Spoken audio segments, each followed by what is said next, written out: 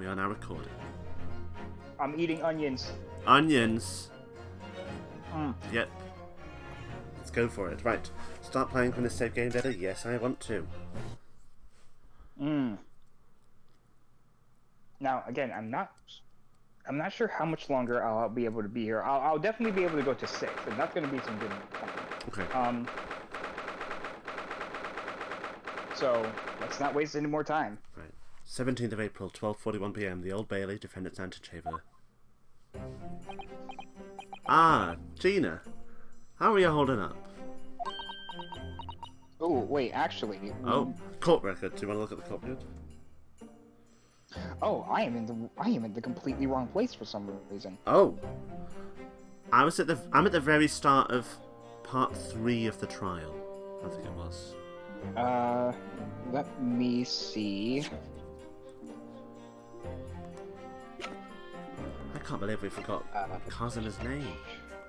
Oh, there we go. Okay, yeah. It was this one. Here we go. I loaded from my save, not our save. Oh, so you're like way far ahead, and you're like, what the hell? I'm literally at the end of chapter 5. Oh my god. That was my personal playthrough. Okay, here we go. Right. Oh my god, we have to remember the voices. Well, I remember my voices. I remember. I think I'll remember them when I see the characters more. Yeah. But luckily they weren't too crazy, right? I hope. Okay. I don't think so. Alright, okay. Gina, how are you holding up?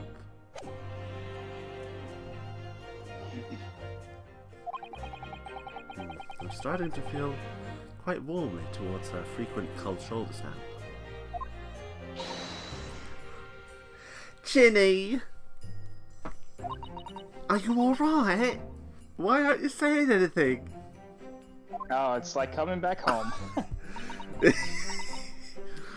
It's like we've never left.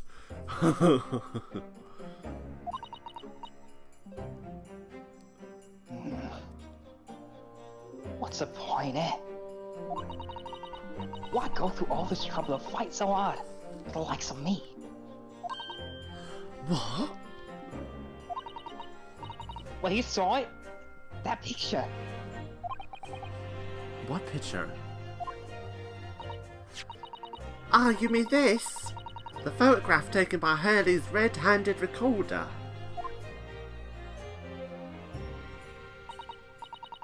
Well, I didn't think it would have captured a scene like this, that's for sure.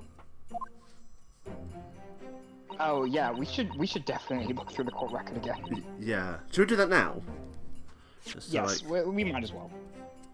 Okay, so armband. Okay, we get that. We don't need that. Really, that's just there. We've got a pawnbroker's ticket for the box. Gina's representation papers. Oh right, okay. A sample of blood samples portfolio. Okay, oh yeah, right. Oh right, because they've got that thing where you can fire a gun of powder and it turns a different colour for different people. Right. Another ticket for a coat. Iris's story manuscript. There's a long unpublished story that Mr. Shames deposited at the pawnbrokery, but somehow Susato knew about it. Yeah, I completely forgot about that. She did know about it somehow. Yeah. Notes created by Miss Susato about the begilded case. Today's we paper. should definitely look through those, by the way. Actually, yeah, let's look through them now. Right. Omnibus murder. Victim found deceased on the last scheduled omnibus of the day after a stab wound to the abdomen. Mason Milverton, who's a brickmaker. Okay. The victim was assured with 3 eyewitness testimonies. However, a surprise 4th witness's testimony resulted in acquittal due to insufficient evidence. Which was Gina, if you don't remember. Ah, okay. That is kind of suspicious. is it not? Autopsy Well, report. we've already talked to her, remember, because we talked to her about, like, why did you lie in court, and she was like, oh, well, he threatened me, and... Oh, right. There's an autopsy report about Pop Winterbank. A crime scene photograph. Crime scene floor plan. Okay. Winterbank's gun. The Skulkin brothers' gun. Photograph of Gina, and then there's another photograph. Of the post-shooting photograph. We've got the stereoscope as well. The music box disc, which we don't really know what it is, but it's very important. Or no, it had a letter on it. Okay. As in a mail letter, you know, not like a single letter. Alright. It's hopeless. I know it was these desks. I don't think I did it, didn't I? Oh, hold on. Oh. Yeah, okay. Well, I won't pretend it wasn't a bit of a shock when the prosecution first presented it to court. Surely you got on me that's about me now. Can't still think I'm innocent. I mean, of course I can.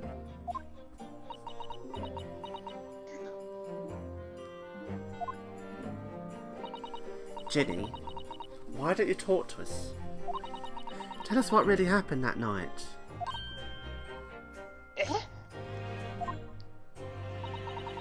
Bruno's cleverly managed to piece together a lot of new information, but still, we'd really like... Yeah, that's right. To hear it from you. That's right. Susato is gone, by the way. She went back to Japan.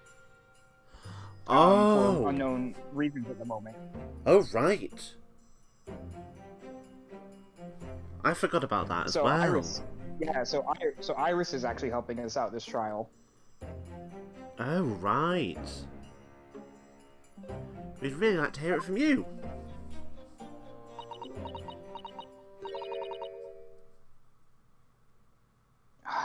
Alright then. It was after we had that dinner together at your place. Right, Iris? Then, we all had a chat up in your office, didn't we? Yes, I remember. Oh yes, I remember. After that, I just couldn't get to sleep. So I slipped down and went down the street to the 2-1, to Wonderback's place. I just had to know if Iris' store was there or not. If Iris' Sound of that. That's Reno's key. But Oh. I know. I don't know why it is, but it's a bit like of a twist. If Iris' story was there or not, the Hound of the Baskervilles. If Iris' story was there or not, the Hound of the Baskervilles. I don't know what it is about nothing. But if you ask me, there's something in that Sholmes I don't like. Something why you don't want people reading. So that's why I lied about Iris and sticking it in with Winterbank for safekeeping. Sticking it in luck. Okay. Okay. At least, guess what I thought at the time.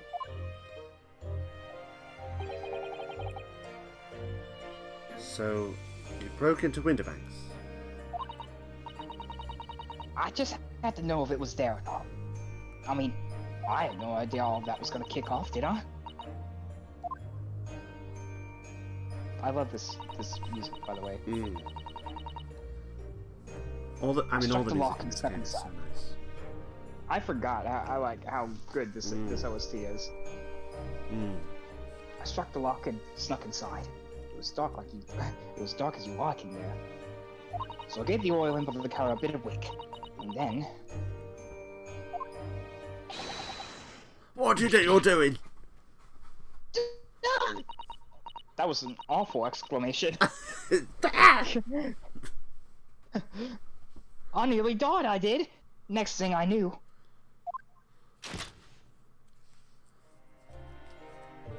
I grabbed the gun off the counter and was waving it in the air like, I don't know what.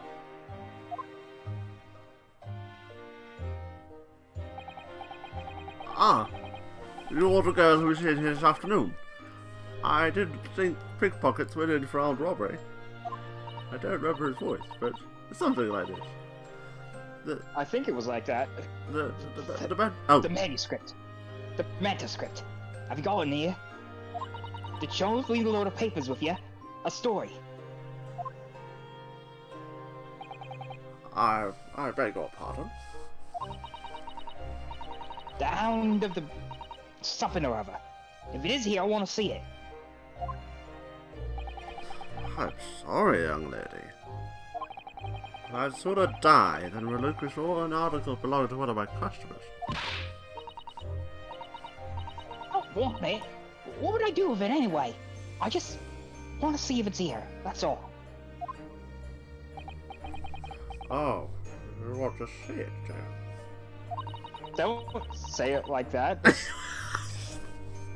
Ew! Oh, shit. Yikes.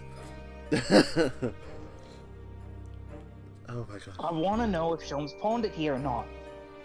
Please, just let me see it and I'll go. Very well then. But for pity's sake, stop waving my gun around, would you?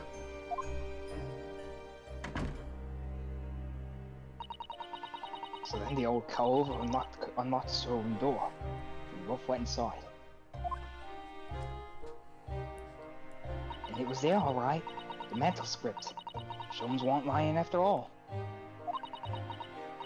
You did all that just to check for me, Ginny?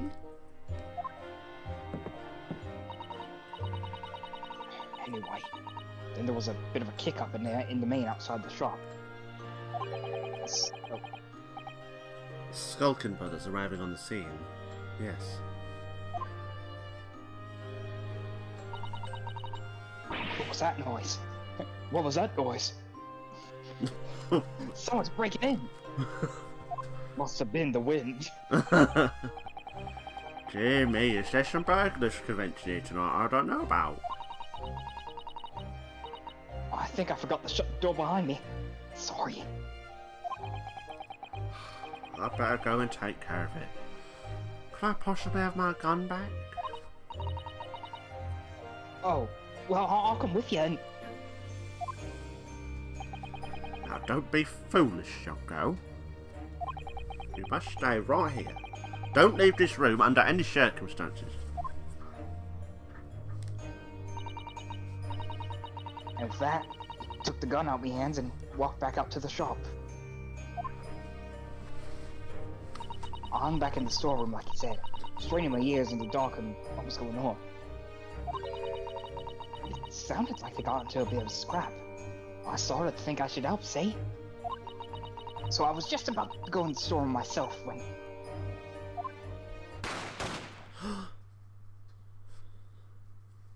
I heard a couple of shots go off. 2, I think. Almost at the same time. And then there was... right at my feet. Lying dead on the floor. I was right next to the storeroom door, so I slammed it shut and locked it as quick as you like. Because I thought whoever had shot Mr. Winterbank might... Oh, Because you God thought... damn it, Ryunosuke. Just like slipping in with those not even sayings, but just words. Was your thoughts, Ryunosuke? Because you thought whoever had shot Mr. Winterbank might come for you. Yeah. I wanted to grab the old cove's gun. Figured it'd put up a fight at least. But when I got a better look at him, I knew.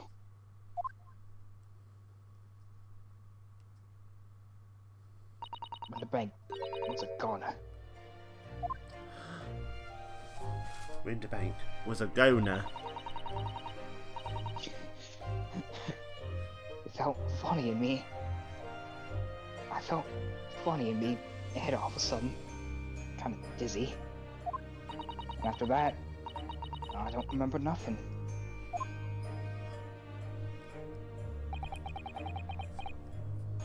That must be when you passed out, Gina.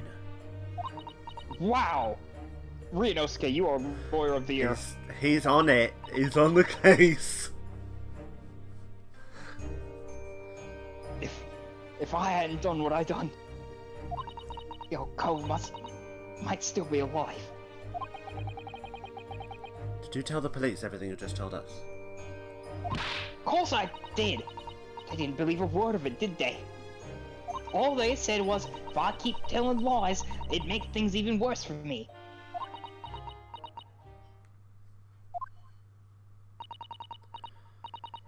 It'll be alright, Ginny. Don't worry. Just stay strong a little longer. Runo's about to put the real culprit through the mill. That was weird. That was well delivered. I like that. Thank you. Thank you very much. That cove, what was in there that afternoon? That Egbert Benedict. Eggert. Oh god, it's not even Egbert. It's just Eggert. I still remember him. I still remember how he looked at me. Like I was nothing. He was there that night.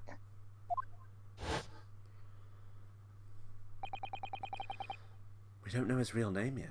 Wait, we don't? But I'm convinced that he's involved somehow.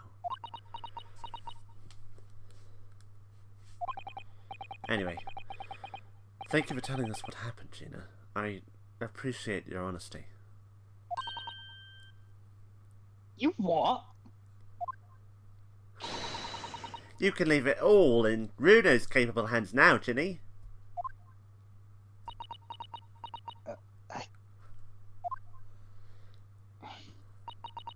Mr. Naruhodo? Naruhodo? Yes? How come you trust me? I don't get it.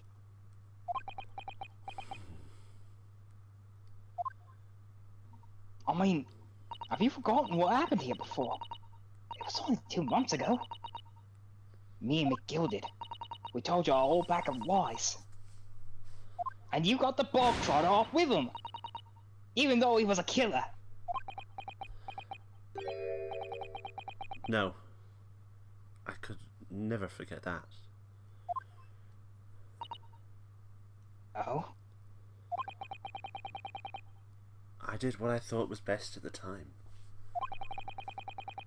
But the pain of that error of judgment doesn't get any easier to bear. Still, don't forget that I also made you a promise. I told you that I'd be on your side to the bitter end, no matter what. What if I'm lying? I could be working to get another killer off the hook for all you know.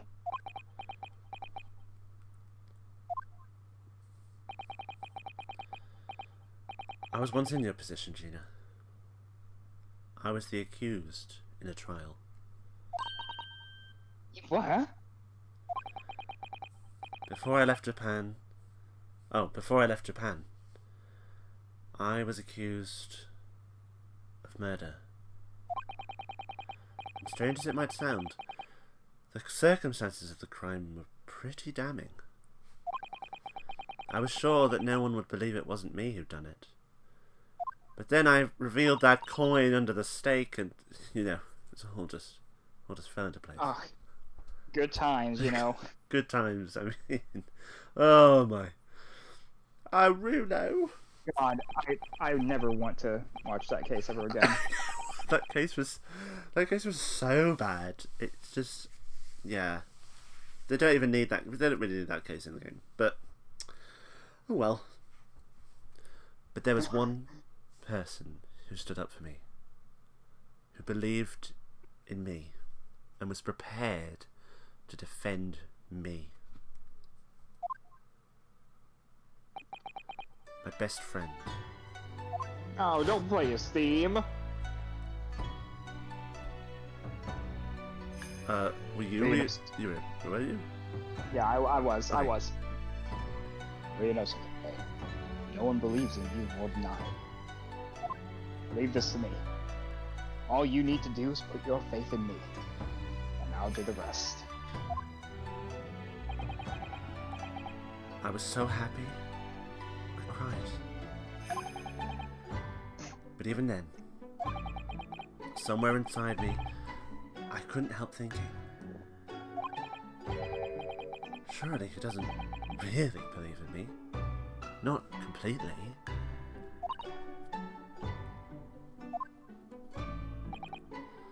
But I was wrong.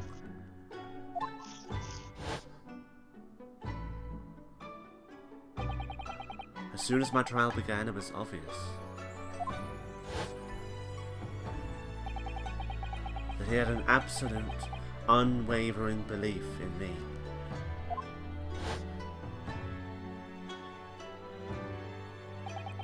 And in turn, I developed an absolute unwavering attraction to him. No.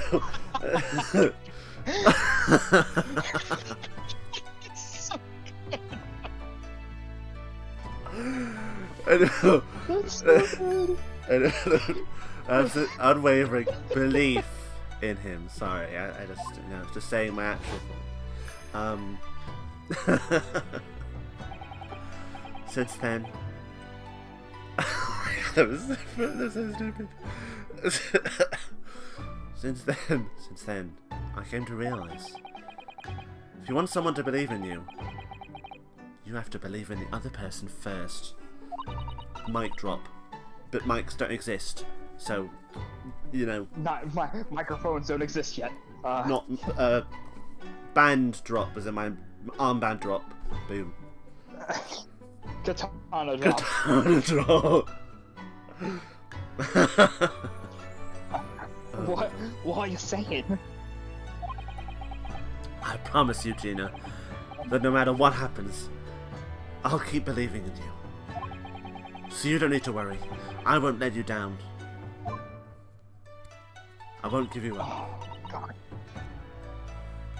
Even though I'm a diver, I'm a no-good lawyer. Ooh, I'm a poet and I didn't even know it.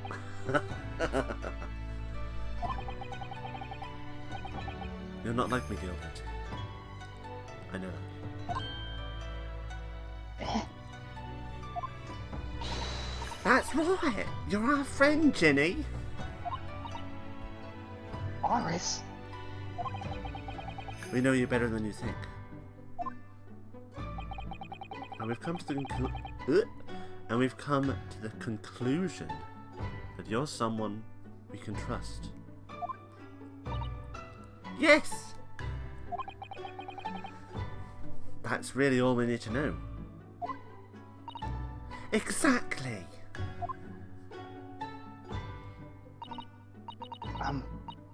Mr. Naruto, I... I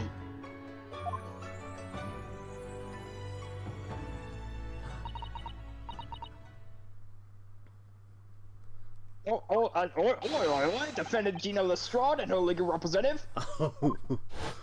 Proceedings are about to resume. Please head to the courtroom immediately. No time for crying. No time for emotions.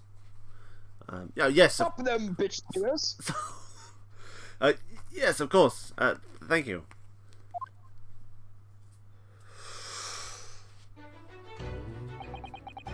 I've been both a defendant and a defending lawyer in my time. So I knew Now, only too well. There's only one thing left I must become. The killer. The killer! Which is why I'm going to use this katana and strike down whoever killed Mr. Popwood. So I knew only too well just how hard it was to put all your faith in another. And I also knew just how hard it was to bear the burden of another putting all their faith in you.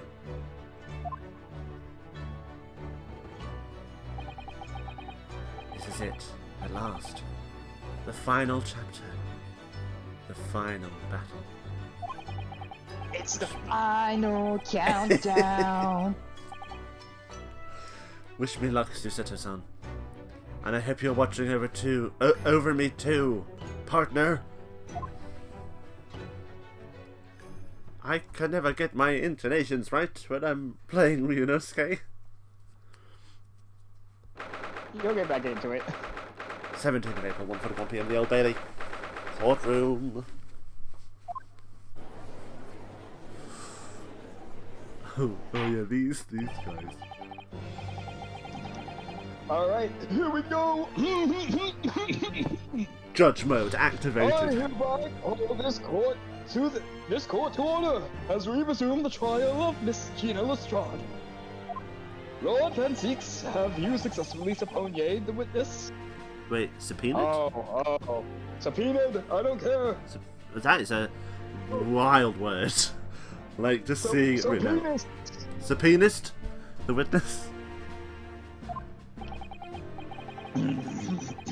Alright, here we go. Here we go. It has been a while. The subpoena was delivered to the communications station, where the man works immediately, my lord.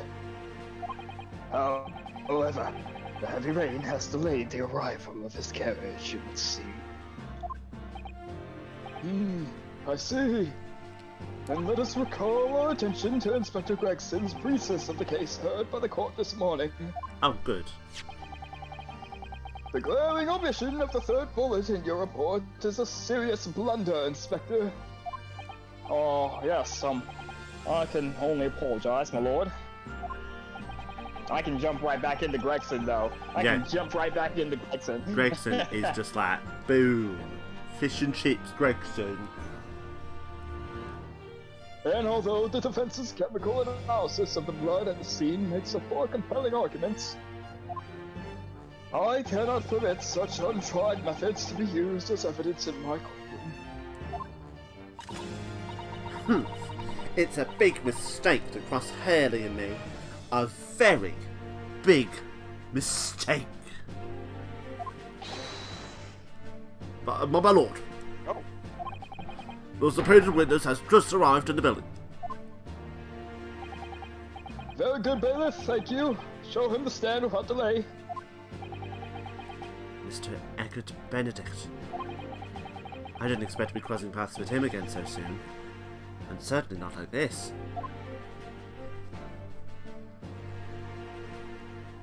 I forget which of the Stalkin brothers each of us voiced. I think I voiced the smaller one. I was gonna say I think I voiced. No, I know. No, do you think? I don't know now. I think I voiced the taller one. No, I I'm voiced not the sure. taller one. I voiced the taller one. Do you think? I'm not sure now. I don't remember what their voices were at all. I know. I did voice the taller one because I remember being all like this, Corp Wami, and all that stuff. Oh yeah. I think I was like this. Maybe. I don't know. I don't really remember. It might be completely different. I think you went a bit higher than that. Like, do you think? Yeah. Maybe, Oh. I'm not sure. We'll get back. Yeah. We'll sink back into it. Thank you for complying with the court subpoena at short notice, sir. But this guy. Oh, jeez. But of course, my lord, as an outstanding member of London society, it is my pleasure to oblige. Oh, perfect. I'm glad you remembered to put the "on" into it. Oh, my pleasure. Now, kindly state your name and occupation for the record. Ashley Graydon, Communications Officer. I'd say maybe cut it back just a tiny bit. Alright, that was a bit too much. Yeah. Wait, I really want you to perfect his voice. Mr. Graydon and I both work at London Central Communication Station. Now, perhaps somebody would kindly explain what all this is about? Perfect. Okay. You were appraised at the situation by the court officer on your way here, I presume. Yes, I was. Something to do with a murder that took place at a pawnbroker's on Baker Street. And some nonsense about me having been there on the night in question. That is the accusation, indeed. This really is beyond a joke, you know? Very well. Without further delay, the court will hear your testimony now, Mr. Graydon. You will respond to the accusation made against you, under oath. Forgot about that. Gladly, my lord. Gladly.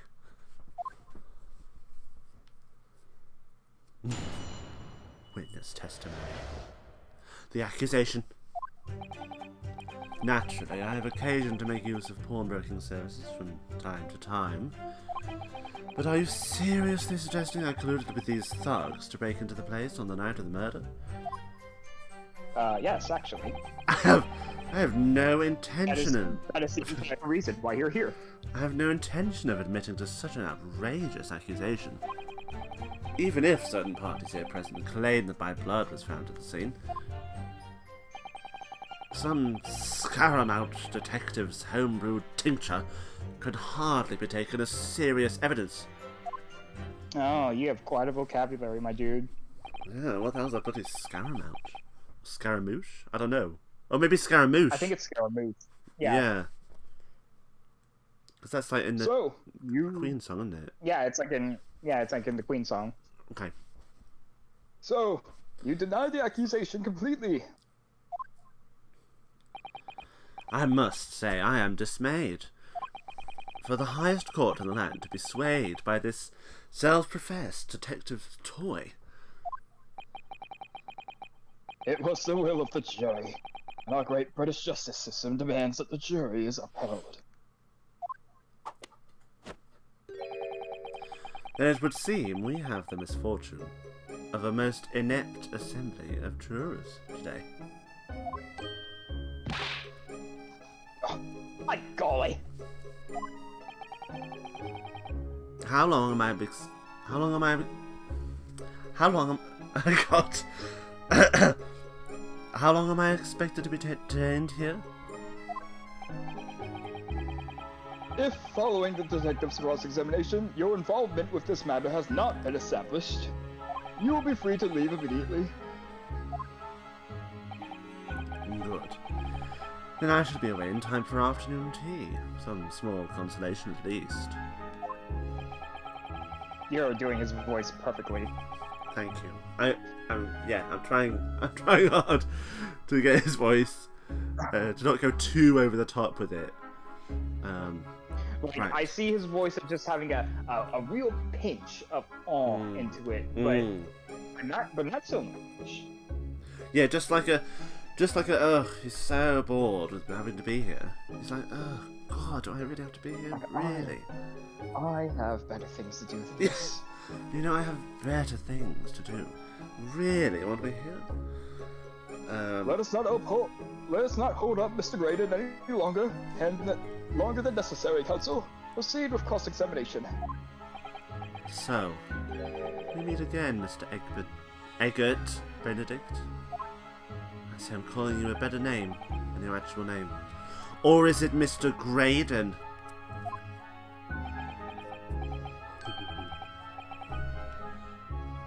My apologies. You are... Ryunosuke Naruhodo, defense lawyer. We have met.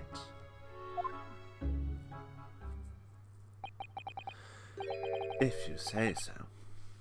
Ashley Graydon. Enchanté.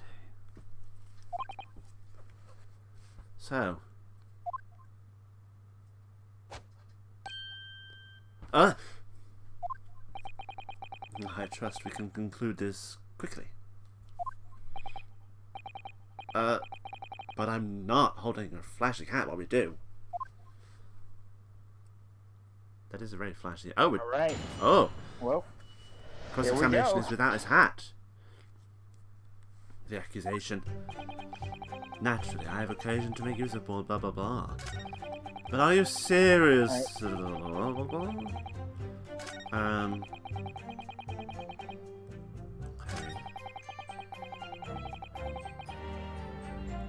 Huh.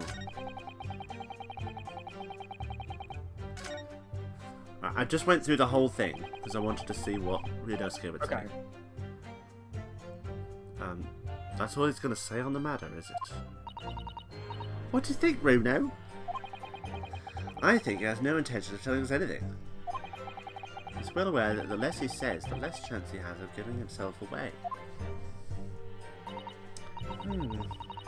The complete opposite of Hurley, then.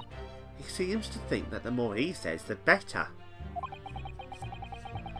I need to find a way of getting more information out of this man somehow. But compared to the bungling burgers... Burgers? But compared...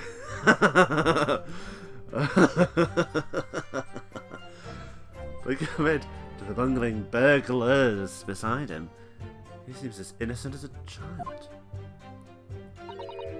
Or perhaps the skulking brothers might be the key here. Oh, could they be somehow? Remember, if you don't prove this witness has some connection to the incident here, he'll be free to leave. I know. I can't let that happen.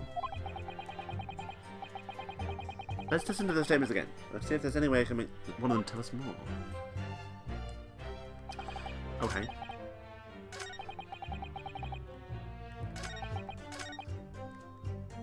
Okay. I'm going to press statement 2. Alright then. Hold it! Hold it! Have you seen these two men before? This pair? No. I don't associate with criminals. Said by a man who introduced himself as fucking Eggert Benedict. I'd like to know who I have to thank for this. Who made this outlandish accusation against me? The young lawyer there in the back, in the black. This is a farce. Whose idea was it to permit an outsider to work in a British court anyway? Okay, racist. Well, needless to say, you're an absolute shit stain. Well, let's press statement number 3. Alright. Where were you at around 1 in the morning on the night in question, sir? That is past the hour at which I would normally retire. Certainly. Oops. Oh, whoops. My controller, like, moved to the left. So I was like, it was like certainly that just like moved slightly to the other side. I was like, what is happening? I was not in the company of these rapscallions. You're able to prove that? Objection! Listen carefully, my lord, for his friend. For you appear to be under a gross misapprehension on this point. What do you mean? The witness maintains that he was not at the scene of the crime. He has no obligation to prove his absence. If your accusation is that the witness was present at the scene, the obligation lies with you to prove your assertion.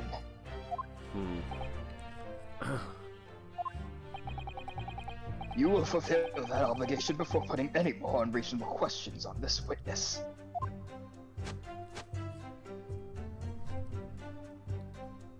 A silent victory wiggle. Thanks.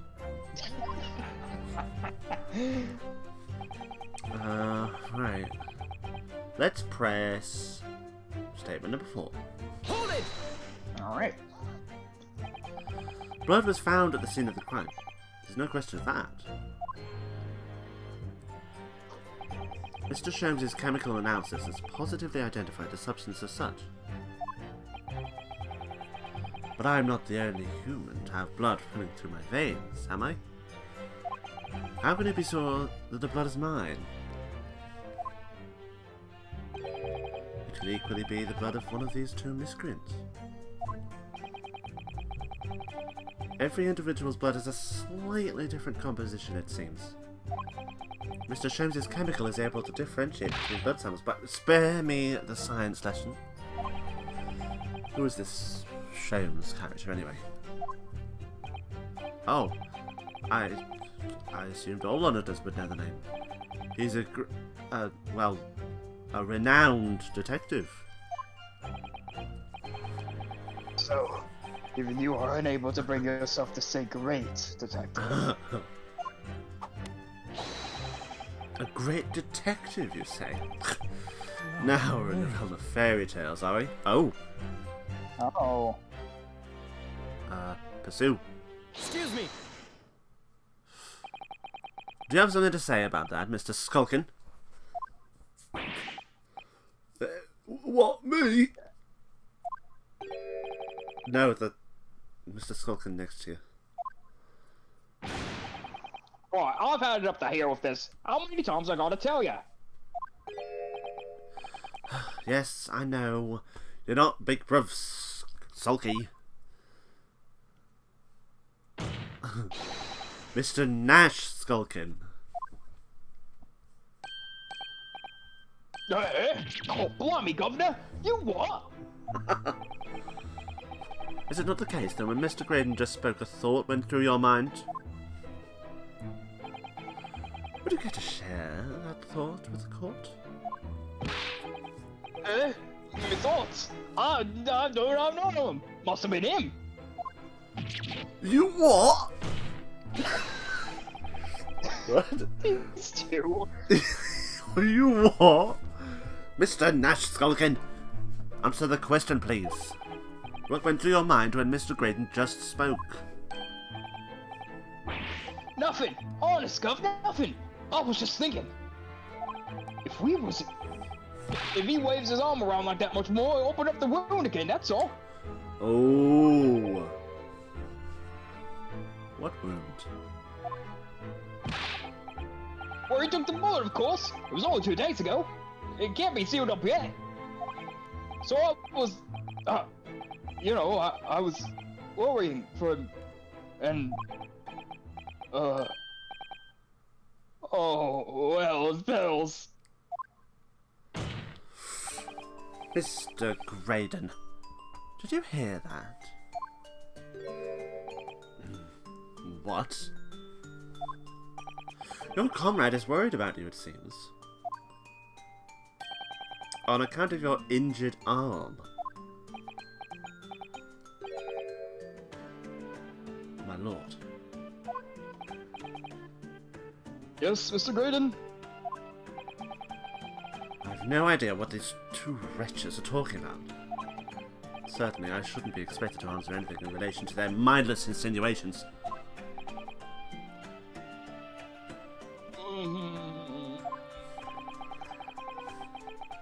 We know that someone other than the victim was hit by a bullet at the scene of the crime 2 nights ago. And from the height of the bullet hole in the wall, that person was likely hit in the upper arm or thereabouts.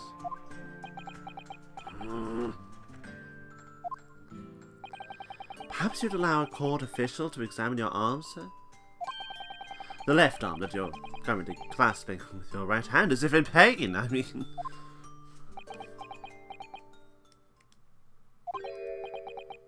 No. I refuse. Oh. You have shown no evidence whatsoever that links me to these common thieves. Accordingly, I am not obliged to permit any such invasion of my privacy. As I've already said, I'm completely uninvolved in all this. I've never had anything to do with the pawnbrokery where this fellow was killed whatsoever. I take offence at the insinuation that I was in any way involved. You claim you have nothing whatsoever to do with Mr. Winderming's pawnbrokery. My lord, The defence would like that last statement to be added to Mr. Grayson's formal testimony. Very well, counsel. Continue with your testimony, Mr. Graydon.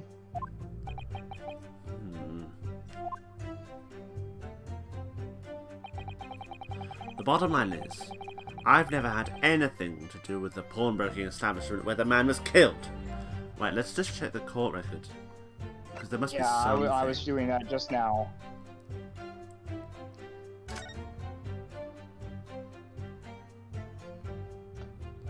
Well... Because his name has got to be on something.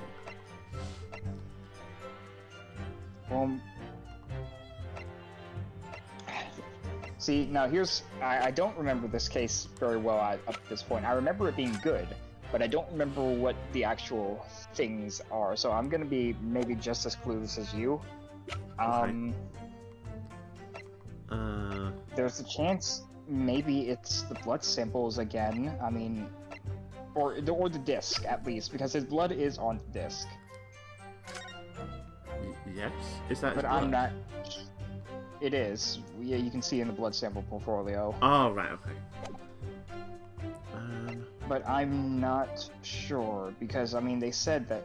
I mean, the court seems like it's already ruled out anything else to do with the blood, it seems. So I'm not sure.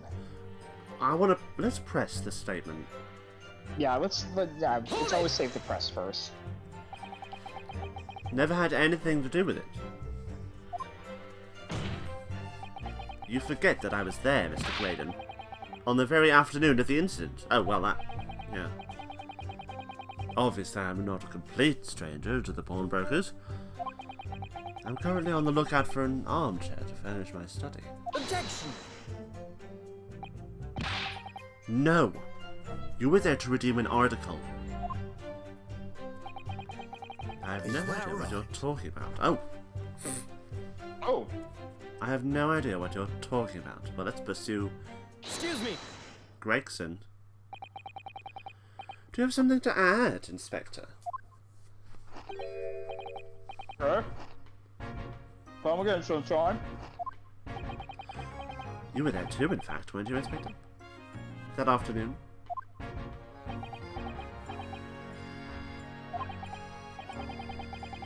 Oh, yes, I do remember meeting yourself in the pawnbrokers that afternoon. Your young Japanese assistant, and the accused were all present, as I recall. And at that time, this witness, Mr. Graydon, was trying to acquire a particular article. Oh, now. Oh, my bad. Ooh.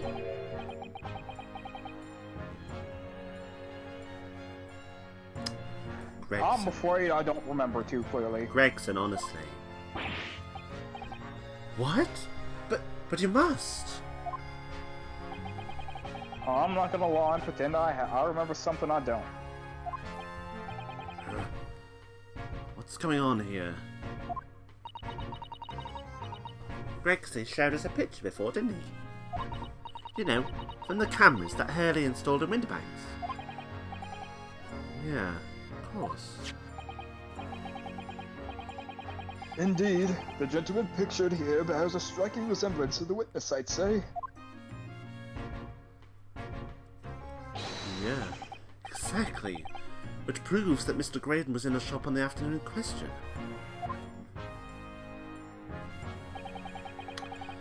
At no point have I denied that fact. Oh.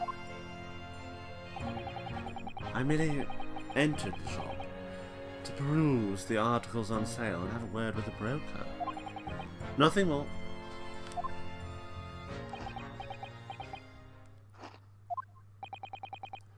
This makes no sense. I understand why Mr. Graydon might be trying to cover his tracks. But why would Gregson be trying to avoid giving testimony about what happened? That's all he's gonna... Oh! That's all he's gonna say on the matter, is it? What do you think, Runo? I think he has no no intention of telling us anything. We've read this. Is well aware. Oh, whoops! I just thought it was like the end. Oh no! There's one extra line. Well, at least I managed to prize a little more information from these witnesses' lips. All thanks to the Skulking brothers. Yes, they were the key to it after all. So he says he had nothing to do with the Winterbanks. Well, we know that's not true. Perhaps now would be a good time to have a proper look through the core record. Good idea. You never know what tiny scrap of information could become a valuable weapon. Okay.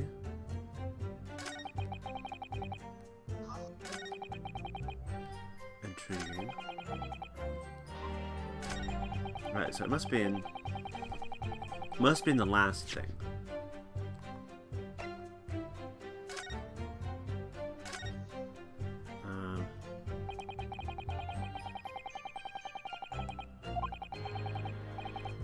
Still, is it on the paper? I want to say it's the music disc, but I'm not sure. I'd say how would you prove that that's him though? Well, I'm wary because they have said that they're not going to be accepting any more blood things, but his blood is on the disc, and he was trying to get the disc that afternoon. Was he trying to get anything else? No, I think he was just targeting the disc.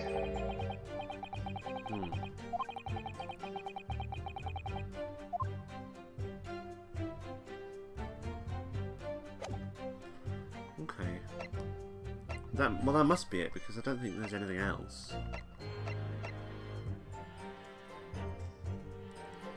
But it says I've never had anything to do with the place, which is a bit...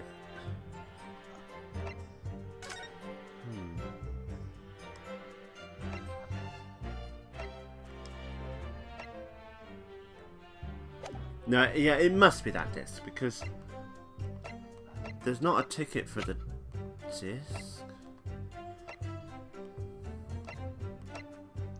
You know what, let's try it. Yeah, I mean, we're not going to lose anything, are we? Like, that must We're be at full it. health, so... Objection! Oh, well, fair enough. It's just a disc. Yeah. Have you ever seen this disc before, Mr. Graydon? Why? Is it supposed to mean something? This disc was, until the day of his murder, in pawn in Mr. Winterbanks' shop. It was redeemed by the defendant, Miss Gina Lestrade, that afternoon. However, somebody mysteriously appeared to try to take it from her. And that somebody was you, of course. Wasn't it, Mr. Graydon? As I have reiterated numerous times now, you are mistaken. That was not me. I've never seen that disc before in my life. It may have escaped your notice, but there is a small smear of blood on the disc.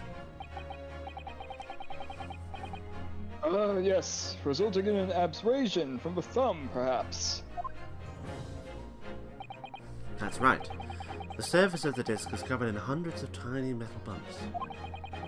In this skirmish to acquire the disc, the thumb of the person who tried to take it suffered minor lacerations.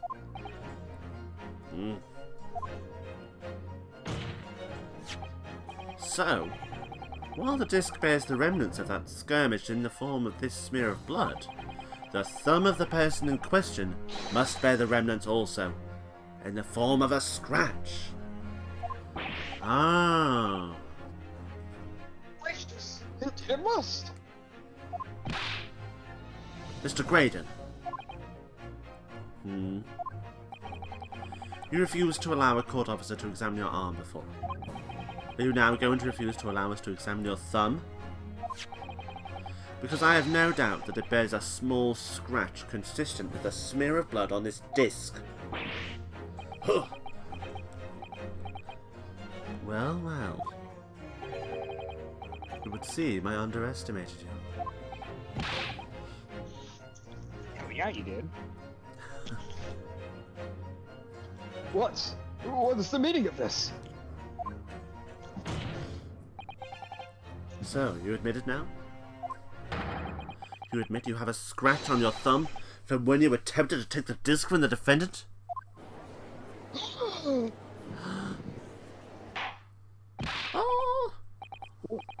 Order! Order! Well, Mr. Graydon?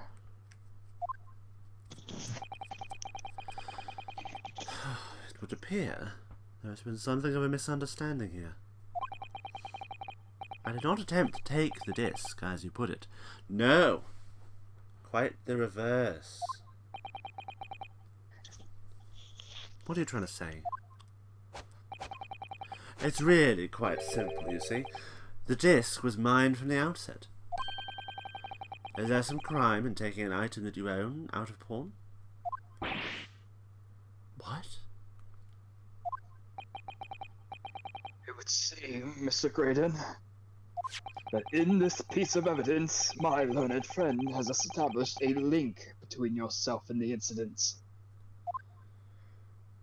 Accordingly, you will tell the court everything you know about this disc. Now. As you wish. Though I'm quite sure it has nothing whatsoever to do with the pawnbroker's murder. By which I mean it'll have absolutely everything to do with the pawnbroker's murder. The disc. There's a note on the disc saying... There's a note on the disc saying, for McGilded, but the item belongs to me.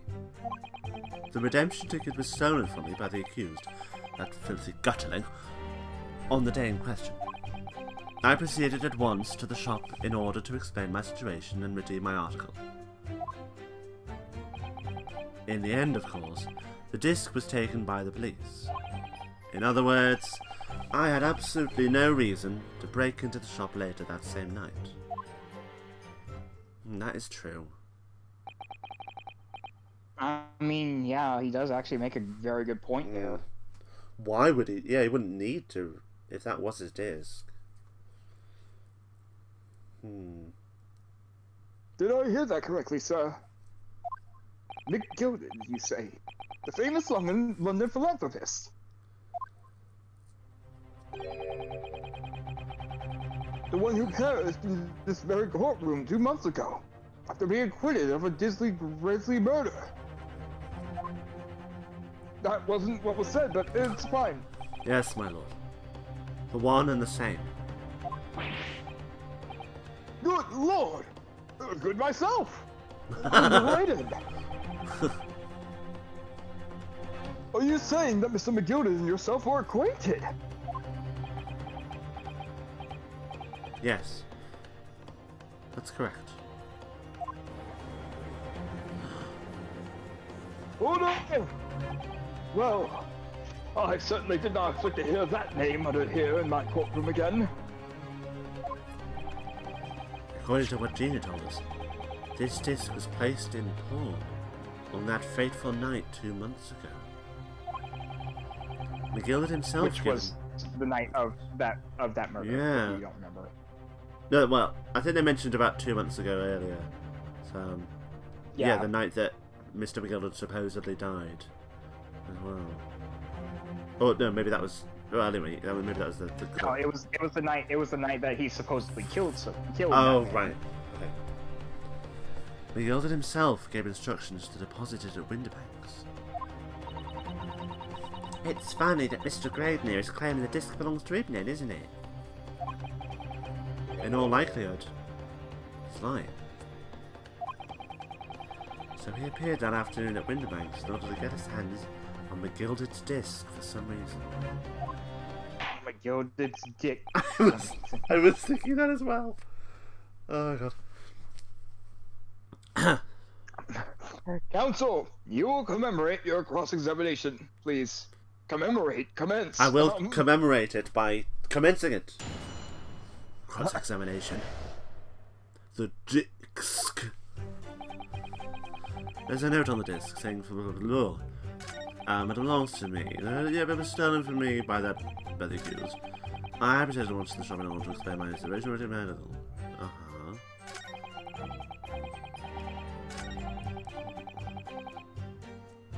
I'm intrigued by the fourth statement, and I want to press it. Okay. Because the disc was taken by police. Okay. But if Inspector Gregson knows about the disc, then why didn't he? Well, like, it's super suspicious. Yes, it was taken by Inspector Gregson here, wasn't it?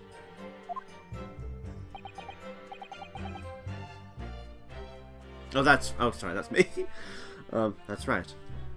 This was the very man. Apparently the police are collecting anything that has a connection to Mr. Gilbert. Is that right? As evidence. Oh, you were right. Excuse me. Because he was being really sus earlier. Is something wrong, Inspector? Yeah, there's something off with Gregson in this trial. Like, why is he acting like this?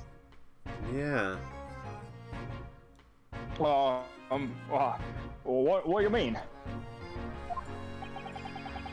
The last remark Mr. Graydon made in his testimony seemed to trouble you in some way. No, it didn't. It's nothing. Leave it alone. I love that. Love that. No, it didn't. Why would you say that? No. Let me ask you this, Inspector. Thank you. It was very good. Why is Scotland Yard gathering Mr. McGilder's possessions? I can't tell you something like that, Sunshine. What is it, Inspector? Investigative secrets? Do you share them all at a slumber party when you all are in your pajamas and eating ice cream? Yes, exactly. Exactly that. You should know all about it.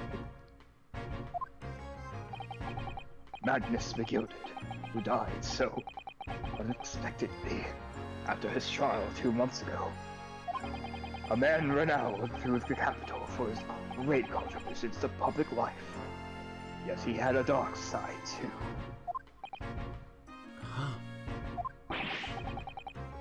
Where are you going with this, Van Zeeks? I suppose the police are dealing with the aftermath of his nefarious activities, are they? That's enough! Coppers like me have duties to carry out that we're not at liberty to talk about. That's all you need to know. Duties conferred by Lord Strongheart, I presume.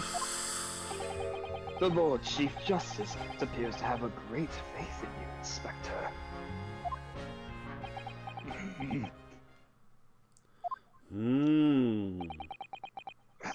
The bottom line is, if you want to get more out of me, you're gonna need Lord Strongheart's paw print first.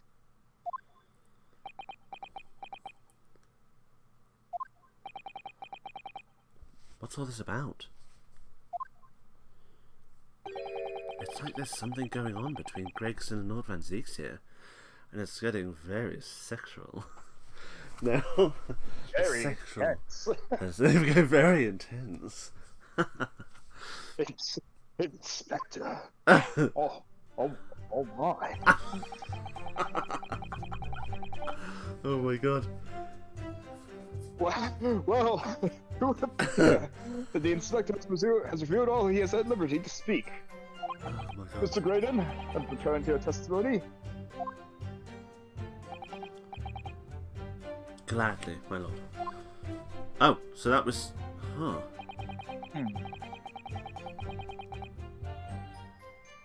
Let's press Oops, statement... I accidentally I accidentally pressed forward instead of back. Where I'm at the in-between dialogue now. Oh. Okay, I'm gonna press statement 5. Hold it! Alright. So he said, like, I had no reason to go back at all. So, really, Okay, there we go. But perhaps you'd seen something of value among the forfeited items. No, not at all. Oh.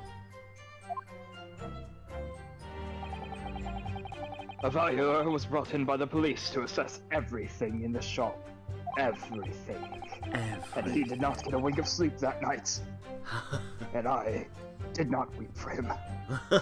Without exception, every article on the shelf was common or garden bric-a-brac. Oh. In that case, it's clear. That you broke into the shop later that day in order to recover Mr. McGilder's disc. Have you not been listening, man? Even if I had wanted to recover the disc, you may recall that it had been seized by the police that afternoon. It was no more in the shop that night, and I, as I keep saying, I simply had no reason to break in.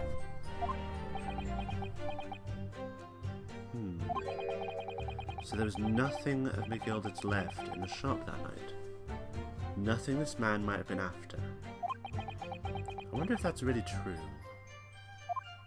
I don't know, if you have some evidence, then let him have it. I'm dying to see that irritating should expression of his crumble. Well, oh. McGill had slipped the disc into his coat pocket and had it deposited at Winterbank's. Then, when he realised he was going to be arrested on suspicion of the... How big is this disc? Because he says about slipping it into his coat. But I always thought it was like... It's like hand-sized. Oh! Okay. Because for some reason I had the idea that it was like a 12-inch vinyl. And I thought... Oh. And I was like, how the hell is he going to slip that disc into his coat? No, it's like hand-sized. Oh, okay. Then, when he realised he was going to be arrested on the suspicion of the omnibus murder, he threatened Gina and forced her to take the redemption ticket.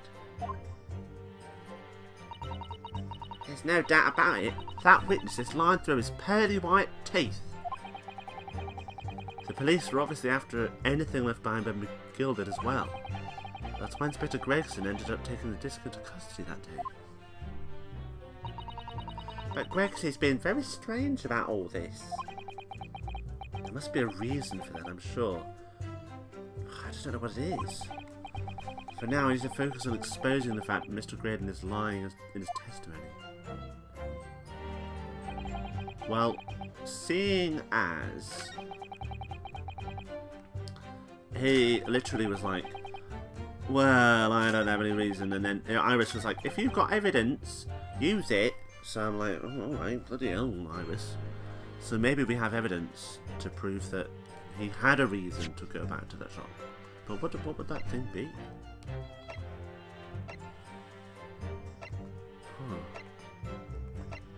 Not sure. But it also might be... Could it have been for the hounds? Why would it... But we don't... But why would it be for that? Do we have... Does it say something in there? I mean, I guess that's true. Wait, let's take a look. Can we take a look? Not right anything out. Oh. Oops. Right, let's take a look at that again. Because I was wondering... Oh no, it just doesn't say anything.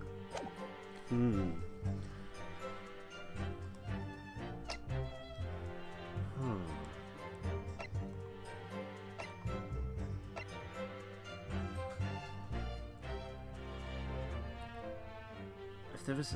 Maybe we have to press something else.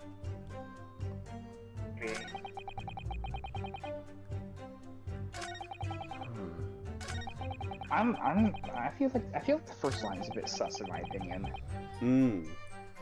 Yeah, I think that's really sus. Let's press it. Hold it! Would you care to explain how this belongs to you? As you will observe, a communications officer such as myself commands a fine salary. You are certainly exquisitely dressed, sir. So you see, I have little need to make use of the services provided by the pawnbrokery trade. However, I did once find myself in difficulties having misplaced my purse whilst on an errand. Which is why I pawned my fine black overcoat to the broker in question. You claim that was your overcoat? Which we know it's not. I'm pretty sure we proved that that was McGilded's. Yeah. Obviously. And in my haste, I clean forgot that the music box disc was in its pocket. And yet there is a note on it that reads for McGilded. I am a collector of rare and unusual music box music. I first met Mr. McGilded at a gentleman's club in the city, and was interested to discover that he shared my penchant in that area. Oh, isn't that just convenient? Mm-hmm. So the disc in question... It's a pre-production sample. What is it, your mix track? What? It's my hot new beats. I promised to let Mr. McGilded hear it. Did you guys collab on something? Like what? Oh my god! Did you guys collab on that music box disc?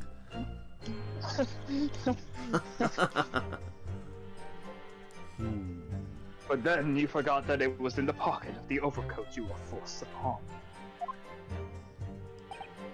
Yes, exactly. Jean didn't mention that in her testimony 2 months ago, did she? No. Because McGilded had threatened her to keep her mouth shut. Which means that if we dig too deeply here, it's going to expose Gina's perjury. I mean, you know, if needs must. Like, I would take perjury over murder. Oh, well, yeah. Oh dear. This is complicated, isn't it? Let's leave it alone for the time being. Let's get to that perjury later. And listen. I will take perjury over murder, especially if I was forced into doing that perjury. Yeah. Oh yeah. I would take perjury over murder. I mean, perjury. I would, because murder is just you wouldn't. I mean, you wouldn't. Would you? I mean, you wouldn't. Oh. Yeah, I wouldn't. James. But perjury. I would. I mean, you wouldn't, would you? No. I mean, you wouldn't. I wouldn't. Like. Stop saying what? I really wouldn't.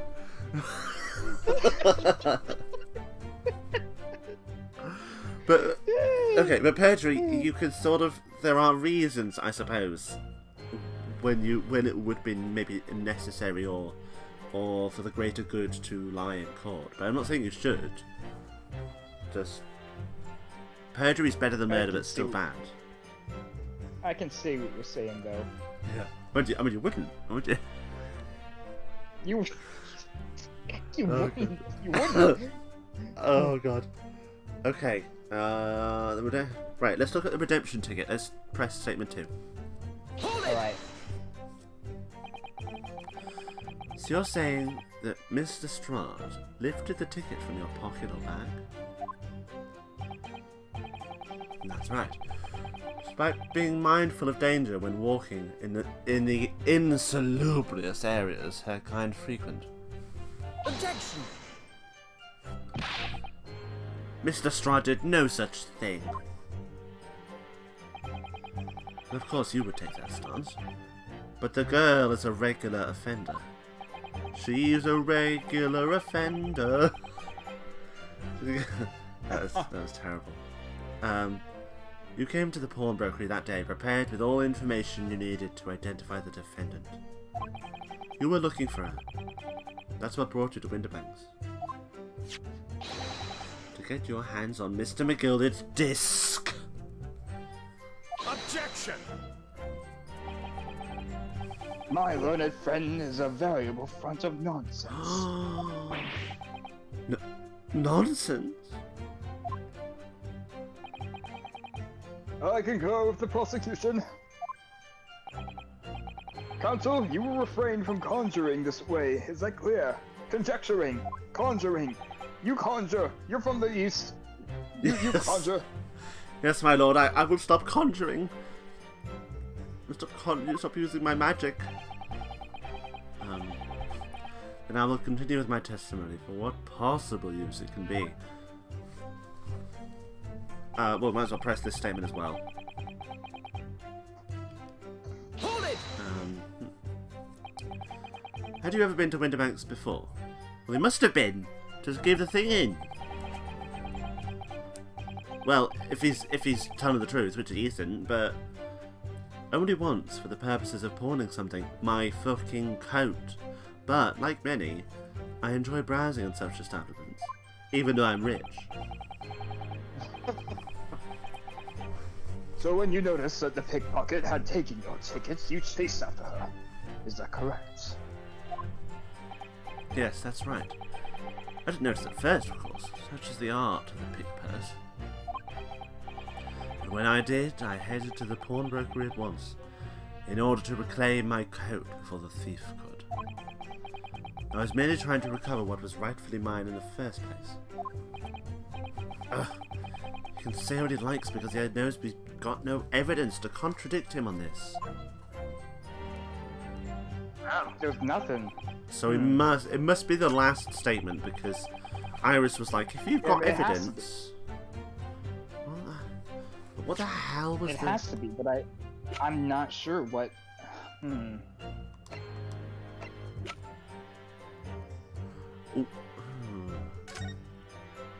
Wait. What's this? Who did this, like, stereoscopic thing belong to?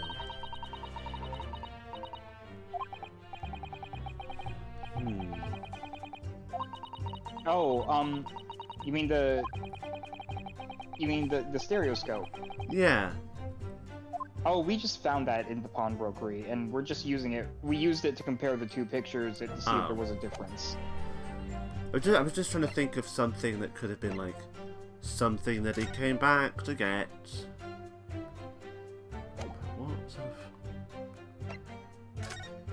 I don't know what reason.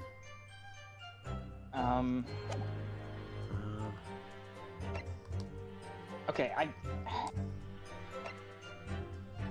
I'm looking through the evidence too. I don't think it's anything on the second page. Like, I just don't. Nothing seems to correlate. The only thing that looks like it could correlate with the thing is, again, the music box disc, but we're talking about it right now. It can't be the music box disc. So maybe it's on this first page? But it's...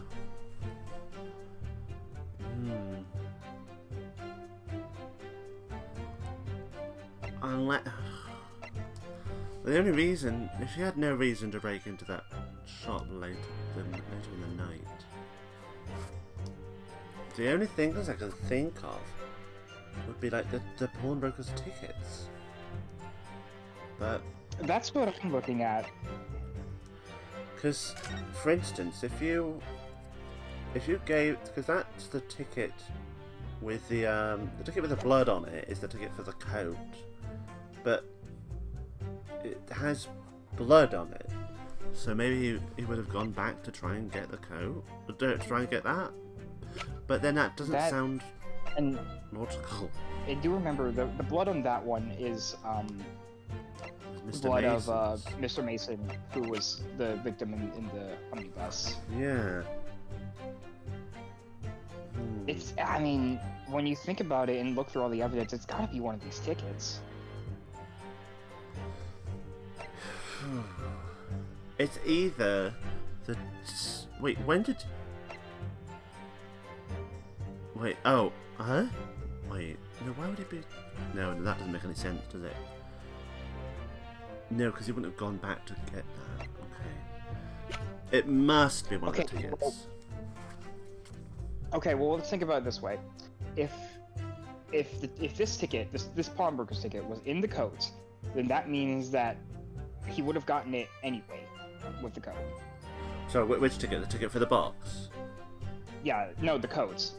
Oh, the ticket for the code. Okay. Yes. So he would have gotten that ticket anyway. I think it might actually be the box, because we don't know what the box is yet. We've been talking about the box ever since this trial started, and even before the investigation, we know that this disc goes to a box, but we just don't know what box. Oh right. So do you think that's a music box that's in the pawnbrokery? Maybe. And maybe that's what he was going to get. Because he obviously knows what's on this disc. Yeah, but like why he have a knows disc exactly. if you? But why have a disc if you can't play it on anything? I mean, there wasn't one of the big things about the investigation finding the box that it played to? The more you're talking about it, the more I'm starting to be convinced that it's the box, the ticket for the box at least. Should we try? I don't see why we can't try it. Yeah, let's try the ticket for the box. Objection. Oh! Oh my god, I was wrong! Well, I did not remember that. I swear I did. Wow.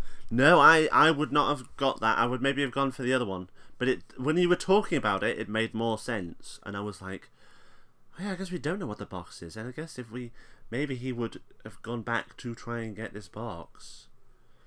Alright.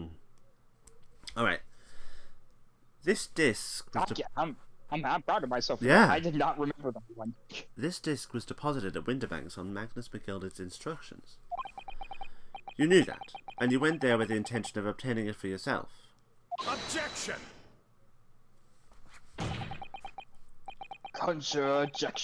Conjecture again. But in any case, the disc was taken into custody by the police that afternoon. The witness had no reason to visit the pawnbroker again that night. Objection.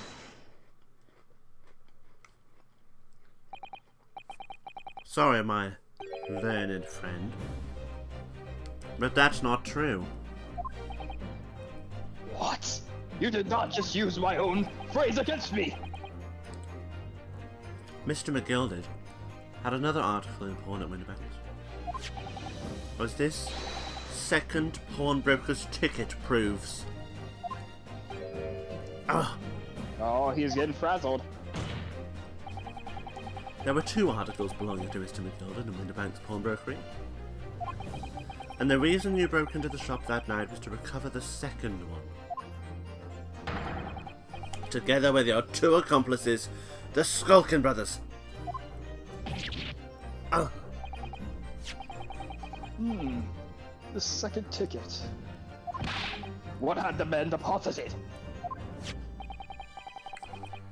The article description reads, 1 small box. A rather vague description, it seems to me. You suggested that I broke into the pawnbrokery with these clowns in order to steal some trinket box. I believe there are adequate grounds to suspect you did. This is absurd. Why on earth? That was very well delivered. Thank you. Ew. Why on earth would I do such a thing? Once the article had been forfeited, I could simply walk into the shop and purchase it. There would be absolutely no need for me to resort to theft. That's a good point. The witness makes a solid argument. That is true, and he's very rich, so he has the money, so... So that means that for some reason, this Graydon fella needed the small box that very night, does it? Objection. It is time to put an end to this nonsense, my lord. Could you be a little less cryptic, Lord Van Zeeks? Like always. I do hate to ruin my learned friend's arguments, but the truth is quite incontrovertible. On the night in question, no small box was taken from Windermeg's pawnbrokery. And the rest assured the prosecution can prove it. Oh god. What? Good gracious! Well, I mean, doesn't that mean it's just still in there? No. Use your Ooh. brain, dummy! Use your brain, dummy. Inspector, show the photographic prints to the courts. Oh, yes, sir.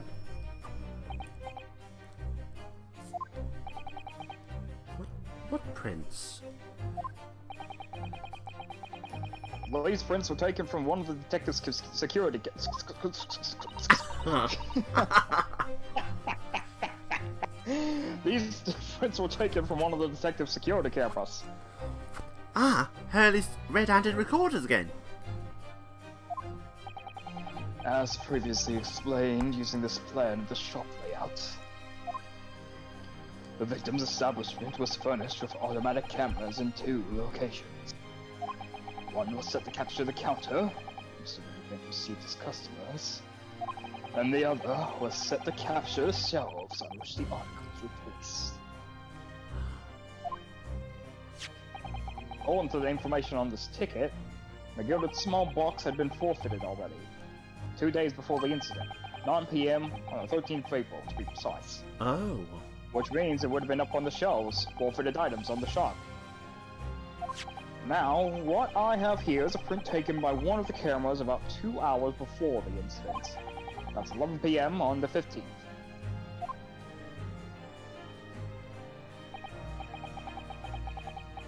It's probably that thing on top of that, in a very prominent place. Yeah. I'm not sure though. That's a lot of boxes. It appears the victim certainly had a very full shop, it would appear. And here's what we have another. Oh, I know what we have to do. Oh god, alright. This one was taken about 2 hours before the incident. After. Oh, after. My bad. We went back in time. We went back in time with this one. This one was actually taken 2 years before the incident. I mean, it's amazing before you even put it up. It's really fantastic. That would be... That sounds like a novel. Honestly, that sounds like something Ace Attorney would actually pull. Yeah. This picture was taken 2 years before the incident, and you see this rock formation? Well, that rock formation doesn't exist anymore. So how could he have fallen down that rock? It'd be something like that. It'd be something stupid. So the water in this lake has dried up. How on earth could he have drowned? I don't know. It'd be something stupid. Okay. Oh, okay. Before we progress, I think you know what we have to do. Wait. Oh no. Why? What do we have to do? I bet you mean the eyes. Yeah, the eye thing. Okay. We're getting ready. I see. So we have 2 pictures to compare. Aha. Right. Oh god. Dear me, that's starting to make my head ache. Obviously, at Scotland Yard, we considered theft as one of the possible motives in this case. Okay, it's a lot harder. We explored the Whoops. Sorry.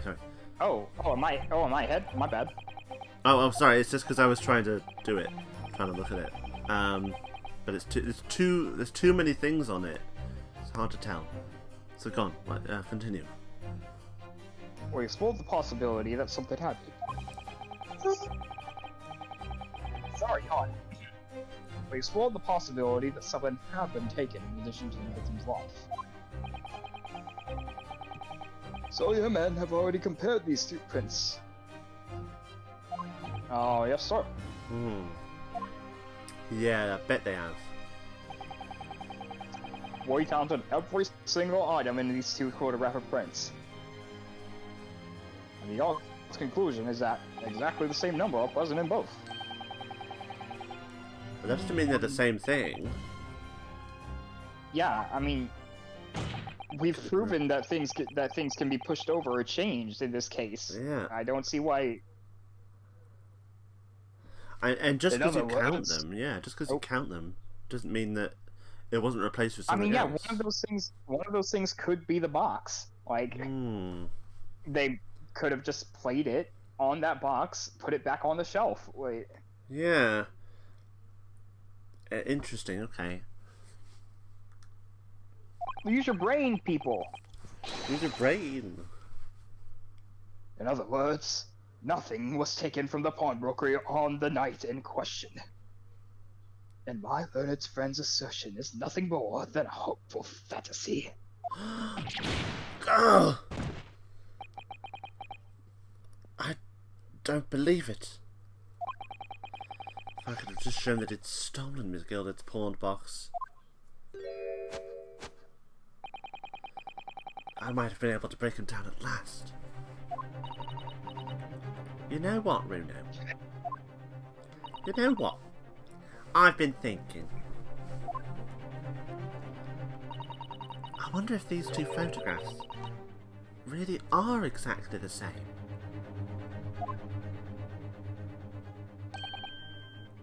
What? So, counsel, in the light of the evidence put forward by the prosecution, what is your position? It seems that, in fact, on the night in question, nothing was stolen from the victim's establishment. Do you accept the prosecution's assertion? I don't know. Could there be some hidden discrepancy in these two photographic prints somewhere? Oh my god, I could use evidence! Right, let's review that scene.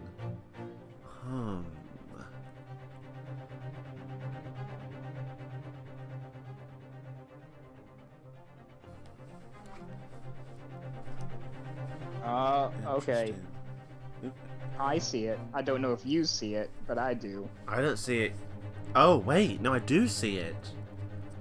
Something's been moved slightly. It's that little box. That little, like, brown box on the right. Ah, yep.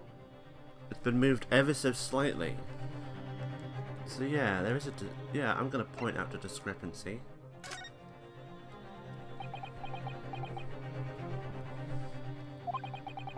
I wasn't sure at first, but... there is a clear discrepancy between these two prints. What? Oh. My bad. That's right. There we go. You must identify the location in question for the court, counsel. Indicate the precise location of the discrepancy for which you speak. Precise location is right on this... oh god. It's this goddamn box right here. Oh, present, right. Take that! Take that! Granted, these two prints are almost identical. However, there is one minor discrepancy between them. What?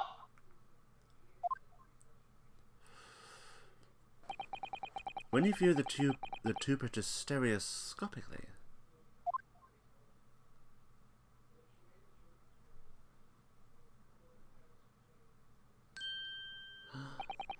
a single area stands out as being different. The location of this small box. Let me... Wait. Unbelievable. That is funny. I'm just looking into that. There's something very comedic about him looking into that. There is. Oh my god. By Jove, you're right! How extraordinary! What this tells us is very simple. Mr. McGilded's small box was indeed not stolen from Winterbanks on the night in question. However, there can be no doubt that somebody picked up this particular box and then returned it to its place on the shelves. Are you suggesting that the small box originally deposited was in fact... Yes! The very same small box I just identified in those photographic prints! Objection! Mindless guesswork!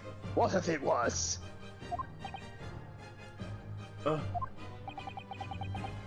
So a box was moved on the shelf.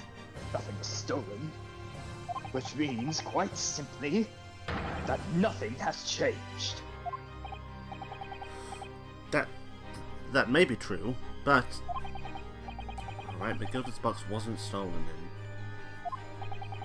But doesn't the fact that it was moved like that change things? It changes everything! I mean, like, it has to have been used then. Yeah. I believe this changes everything about the case. Yeah, because How can that possibly be? there wouldn't have been a... Go on. No, I was going to say there wouldn't have been a chance for... Because what time did the other prints happen? Oops. I don't know if it says. Oh, they do. 1 a.m. The other prints were at 1 a.m. and 1:03, Okay. and those were at. Well, I highly doubt that Gina or the guy, Pop Winterbank, I highly doubt that either of them used that box or moved that box for a particular reason. So someone I else don't must have moved think it. Gino definitely wouldn't have known, and if Pop did, I mean, he wouldn't have done it in the scuffle. Yeah, no, he wouldn't. No, exactly. The How crucial... can that possibly be? Oh, whoops. The crucial point is the fact that what was moved was a small box. In other words, we have to consider what might have been inside that box. Oh, right! There could have been something inside it. Oh, we didn't even think about that. No! I mean, I thought about that earlier, and then I was like, no, that can't be anything, because it's going to be a music box. But, oh my god. Of course there could be What something are you inside. suggesting?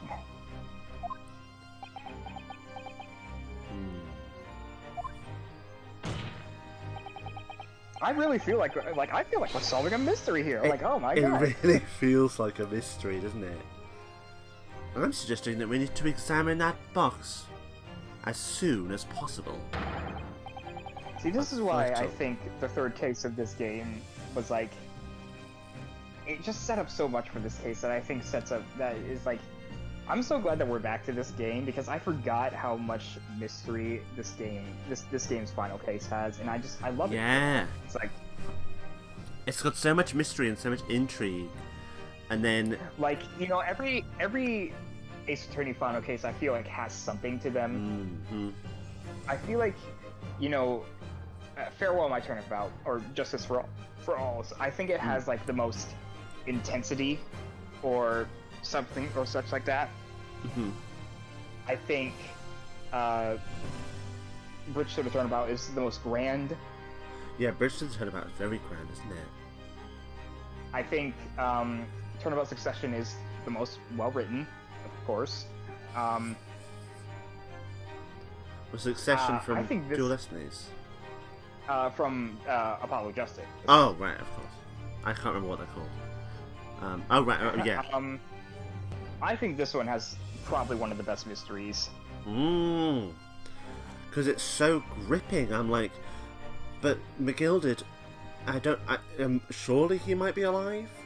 But then we're like, but we don't know if he's alive. And then there's this box, and we just assumed it was a music box, but there could be something inside the box.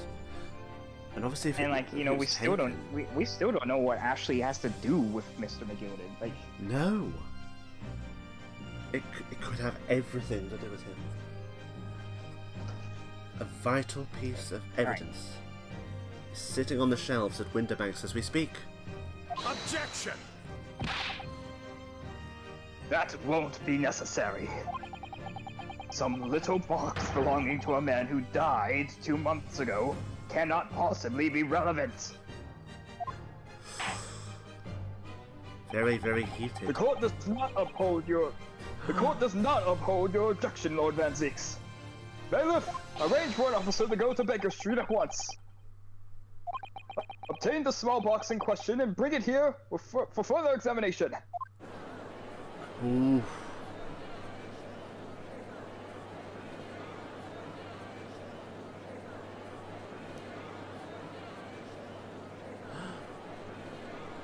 Ooh, dramatic poses. Dramatic zoom-ins.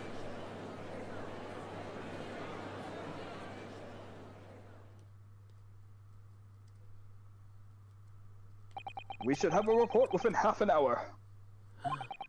I think perhaps we should recess for a while.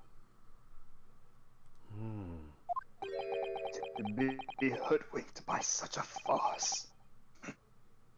Disappointing. I beg your pardon, Lord Van Zeeks. This is nothing but a smokescreen. A Nibonese specialty, it would seem. Wow. What are you trying to say? My learned friend has persisted with the same line of reasoning from the very beginning. That this witness's intent was to steal an article belonging to Mr. McGilded from the pawnbroker. Yet common sense tells us that none of the articles have value enough to be worth stealing in the first place. Ooh, I mean, that is true. Exactly! It would be beyond absurd to break into a place for the purpose of stealing such commonplace property. Oh, it's getting the Merlot out.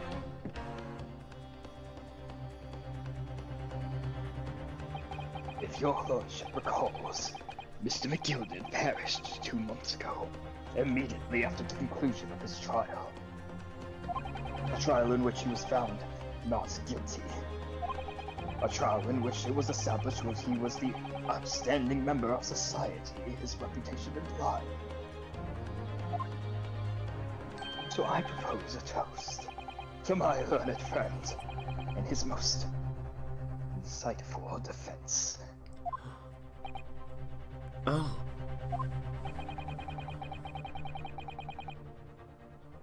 The articles this upstanding member of society pawned were entirely ordinary. A black overcoat that just happened to have a music box disc in one of its pockets, and a small box. I assure you, I wouldn't accept even if the man tried to make a gift of such things to me. I mean, yuck. You know, it does make a bit of sense. It's not as if it was gold or jewels, is it? Though goodness knows Mr. McGill was rich enough. You can't deposit something at a pawnbroker. I mean, I knew that. The prosecution's argument is undeniably compelling. Undeniably compelling. It is incumbent on the defense now to bolster its arguments. Oh. To explain what possible significance these commonplace articles pawned by this fine citizen could have. Oh. Well, counsel, your argument is your argument in fact demonstrable? Are you able to demonstrable? I don't know how to pronounce that word. I don't know. Are you able to show proof that the disc or the box or in any tangible way related to this case? Oh, Well, I mean, great. you just Well. asked for the bailiff to go fetch it. How? Yeah, we're gonna have to test We will it. find out when it. We will find out when he gets here. Like I. Yeah. Well, what's the matter, Runo? We know that they're related, don't we? They're both vital pieces of evidence. Yes, Of course. You and I both know that. We know McGilded's true character, and we know the disc is significant even if we don't know why. But if we explain all that to the court at this point, after acknowledge that McGilded's acquittal 2 months ago was a mistake, that the defence's argument was flawed, based on false information. Oh no! And that would mean admitting that Gina committed perjury. Again, yeah, did we not discuss this already? But Ginny could be the Van Zeek's nose. Is that why he's doing this now? Because he anticipated everything? But maybe this could be a great opportunity for us. Sorry, what do you mean, Iris? Well, what is it that you always say, Bruno? Sooner or later, the truth comes out. Every time.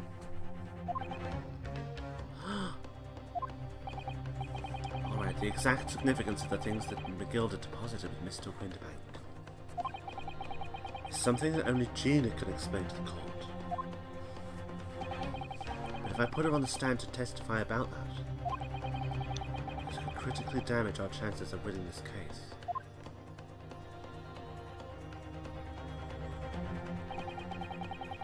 What's the right thing to do here? Well, the only thing we can do is to have Gina testify, really. That's the only thing we can do, right? Yeah, I mean, I agree. Like, if anything, I feel like that's gonna bolster our chances in this case. Like, yeah. I mean, like, if we leave it, we've lost this case. So, have Gina testify. yeah. My lord, the defence would like to make a proposal. What proposal, counsel? While the court awaits the arrival of Mr. McGilda's small box, I would like to call the defendant, Miss Gina Lestrade, to the witness stand. The defendant? To what end? It's to do with the various articles deposited at Winterbanks by Mr. McGilda, my lord. Miss Lestrade has information relating to them. I believe it would be beneficial for the court to hear what she has to say. It will prove the significance of the articles in question once and for all. Well, things are becoming interesting. I presume you've considered the implications of the testimony you're proposing? In particular, the impact it will have on the accused's standing, and indeed your own. I have. Lord Van Zeeks, would you care to explain that last remark? The prosecution accepts the defense's proposal. I move to interpret the course of the cross-examination of the current witness and hear from the accused herself.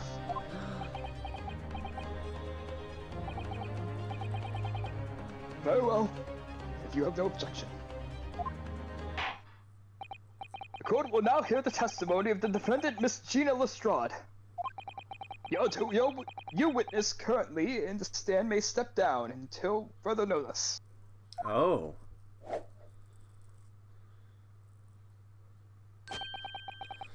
And I shall bid you good day. Wait. You, sir, shall remain by the stand while Miss Oh. Lestrade testifies. Oh. As you wish. Alright then, Gina. It's time. I know this will be hard, but please, put your faith in me here. Good luck, Runo.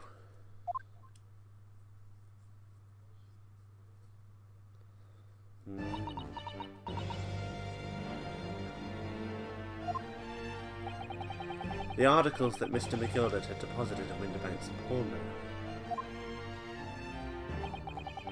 are intimately related with the omnibus case, the trial of which was heard in this courtroom 2 months ago.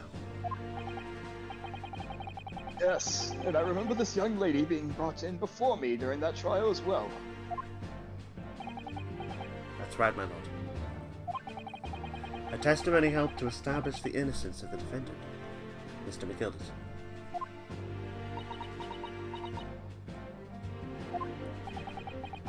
The omnibus case was intriguing, to say the least.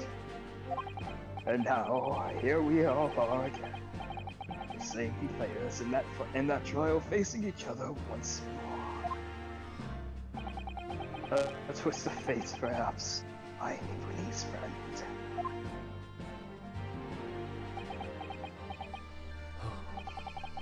Allow me to recap the events of 2 months ago. An old brickmaker was stabbed to death in an omnibus, running along London's winter streets. Apart from the victim, there was only one other person in the carriage, Mr. McGilded. Naturally, he was the prime suspect for the murder. But as the trial progressed, another possibility emerged. That the murder in fact took place above the defendant's head, on the roof deck, with the body then being dropped through the skylight into the carriage below. It was Mr. Strahd whose testimony brought that possibility to light. At the time of the incident, Mr. Strahd was concealed under a seat in the carriage, hoping to pick the pockets of unsuspecting passengers. Then, immediately after the trial, having been acquitted of the murder, Mr. McGilded died in this very courtroom, in the most extraordinary of circumstances.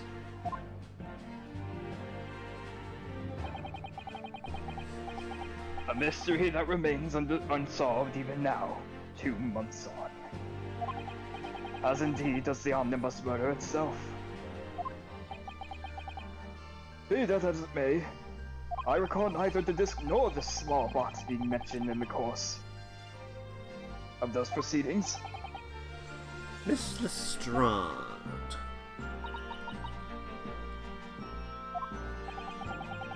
Would you tell the court now, please? What really happened in the omnibus 2 months ago,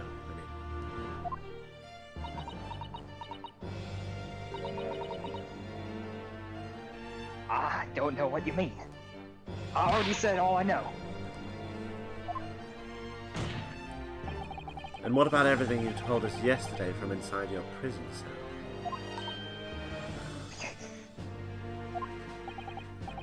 Please, Mr. Strahd. This is extremely important.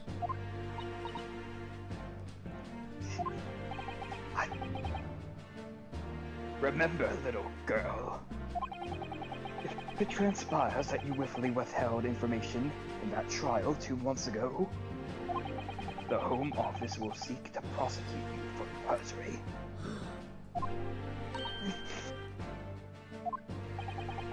And naturally, you will lose all credibility as a witness.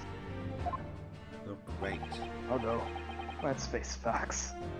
You have little credibility to lose.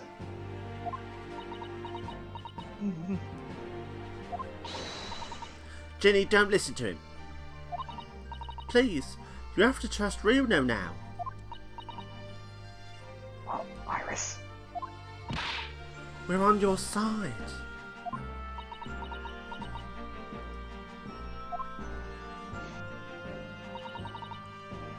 Alright then. I'll talk. It's the right choice, Gina. Well, it would seem that my learned friend is hell-bent on bringing the entire courtroom down about his ears. So be it. I must confess that I am struggling to understand what on earth is happening here. However, it would appear that Mr. McGilded's pawned articles are in that extraordinary case of the omnibus. harbor secrets of which we have been hitherto unaware. So, Miss Lestrade, you will now give your testimony before the court about the events 2 months ago. You will reveal the truth, a commodity sorely lacking in your original statements. This is it then. Everything's gonna come out. Like Van Ziek said, this could bring the whole courtroom down about my ears. But as a lawyer, I'm prepared to take that risk. Oh, Witness God. testimony. Oh. The real truth I of... feel, The real I truth. feel heavy, man. I did. No. The real truth of the omnibus case. Truth is, that Brickmaker Cove was in the cabin of the omnibus the whole time. When the Irishman dragged me out from the seat, I saw the disc on the floor. All of a sudden, I heard a scream over my head, and that pair on the roof deck went off the call slopped. That's when McGill had slipped the driver some tin to do a run at the pawn shop round about. He threatened me not to snitch. Not to say nothing to no one but what I heard and seen. Okay. Good grief, this is outrageous. What you've just told the court bears almost no resemblance to your testimony 2 months ago. As you say, my lord. Then, there's every chance I may have adjudicated an error and adjudicated. Sorry, I don't want to mispronounce names here in these very intense dialogue. I may have adjudicated an error in Mr. McGilded's trial. It sounds very much to me as if the man deliberately deceived this court in an effort to cover up the most wicked of schemes. Without doubt, your lordship is correct. A great injustice was done in this courtroom 2 months ago. The actions of the accused in that trial, of this witness, and my learned friend are entirely inexcusable. I don't believe it. They'll try to go fast, it was all lies. A McGilded fellow was sure. Don't forget that lawyer from the east, they were all in it together. You're wrong. The lawyer there. Mr. Naruto, the lawyer there. He didn't know nothing about it. Humbug.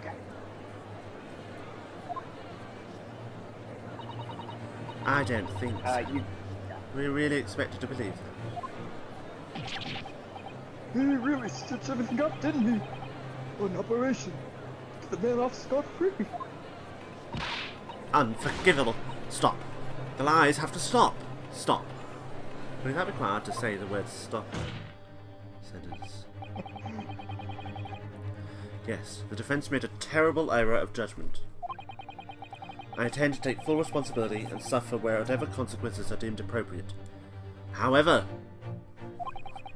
it's imperative that the court allows the witness to elaborate on her testimony. Because the true significance of McGilded's pawned articles must be brought to light.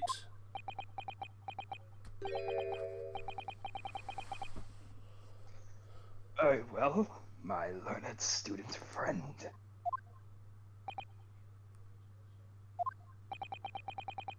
Given the depths of calamity you have just plunged yourself into, this may very well be worth hearing.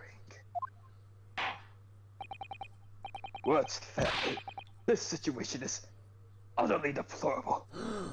Mr. Naruhodo? Yes, my lord.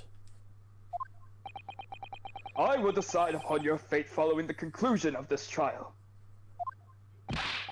Of course, my lord. Of course. I need Mr. Naruto. Now, counsel, proceed with the cross-examination.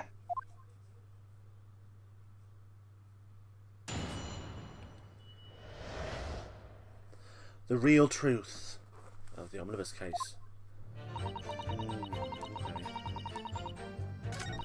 Actually, I might just sneak to the toilet first. Okay, we're gonna save actually real Yeah. quick. That's a good idea as well. Save a Rooney.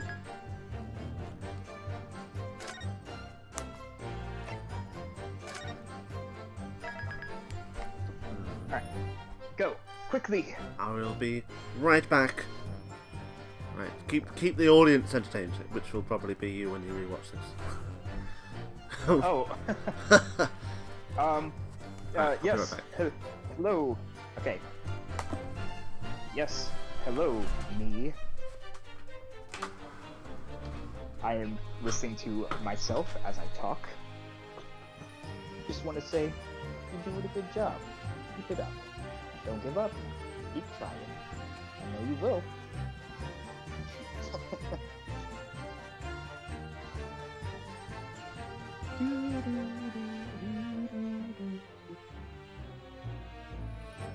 For real though. Don't give up. Keep trying. Everyone, never give up in your things that you're doing in life. Do do do do do do do do. Do, do, do,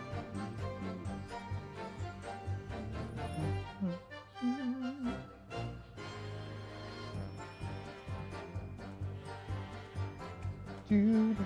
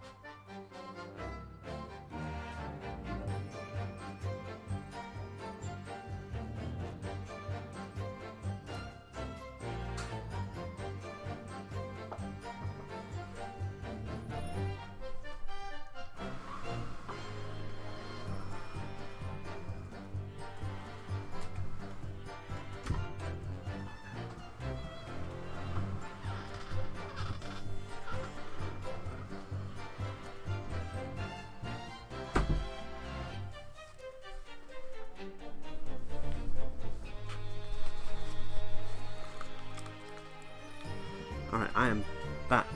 Return. Alright, hello. Hello. Alright, so. What do you think we should do here? What is that? Break my I was in the cabin the whole time. I will say, I do remember what to do here, and I'm not going to say anything. Okay. Well, I think the first port of call is maybe to take a look at I have at Susato's notes. Okay. Mason Milverton.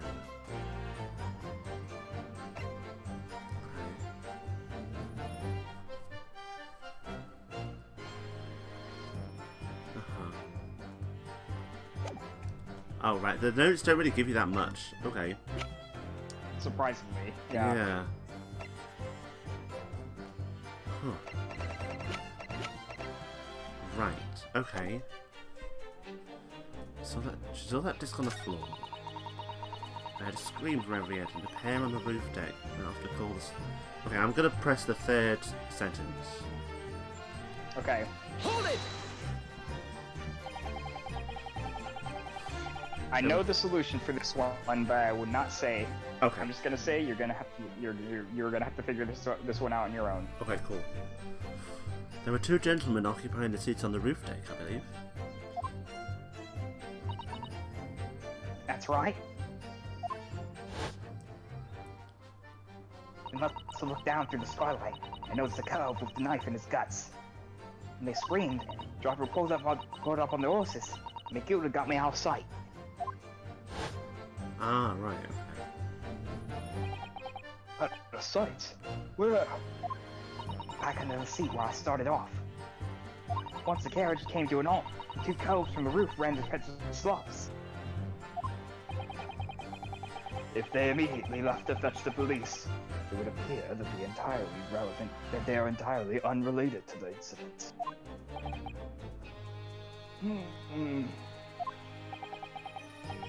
So that left McGilded, the driver, and you still at the scene.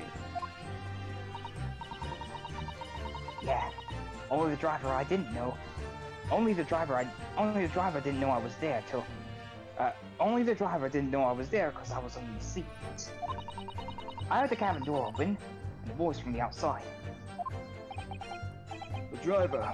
Yes, he testified in the trial, I believe. Oh, right. A fellow who went by the name of Beppo, if memory serves. Beppo. Right. What did McGilded and the driver say to each other? I don't know what happened and stuff like that. I don't know what happened and stuff like that mainly. Oh, okay. That's when McGill had slipped the driver some tin to do a run to the pawn shop roundabout. Press that statement. Hold it! Okay. Oh, that pawn shop obviously being Ridderbanks on Baker Street. You having a chip, mate? Maybe I'm mate. Just a moment, Council. Get that food off your mouth. Do you mean to tell me that the driver gave false testimony with that trial as well? Perhaps the excursion of the pawnbroker slipped his mind when he was in the stand. Indeed, Lord Van Seeks. McGill had took off his coat and gave it to the driver. Folded it up, all careful like, and handed it over. When I saw him do it, I remember thinking, that cone ain't what's gotta be in... that cone ain't what's in it gotta be worth a few bob. Yes, Gina was sure the disc must be worth more than... Gina was sure the disc must be worth more than Winterbank was suggesting, wasn't she? Remember her quibbling with him over the price that afternoon at the pawnbroker. The driver looked pretty happy when they were giving Blast some brass in his face, went running off in a lick. Then the buck tried to call me and told me to come out from the Drax cabin. He threatened me not to snitch, not to say nothing to no one about what I've seen or heard. Okay. Think. Let's do statement 2. Hold it! Was the disc you saw this disc? Oh, right, because she might be able to tell if there was blood on it before or not. Was the disc Yeah, you saw this I reckon disc? Oh, sorry. Yeah, sorry. I reckon it probably was. It was right next to the cove lying on the floor. Could this disc have belonged to the victim, perhaps? I know, but McGill had picked it up pretty smartish. Then he sat the cove with a knife in his belly up on the seat. What did he say to you at that time? He told me not to say a word about what I'd seen or heard to no one. About the disc and all. I was dead scared. The way he was looking at me, I thought if I didn't go along with it, I'd get stuck with that knife too. Then he started asking me a load of questions, like what my name was and where I lived and all that. He asked me about being a diver too. But after a while, what had happened in the carriage was noticed.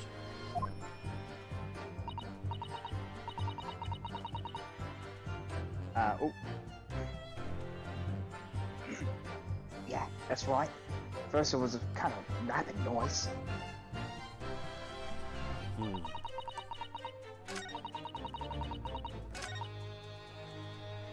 Let's press statement 1. Hold it! Alright. And you were hiding in the cabin at the time as well, weren't you, Mr. Strand?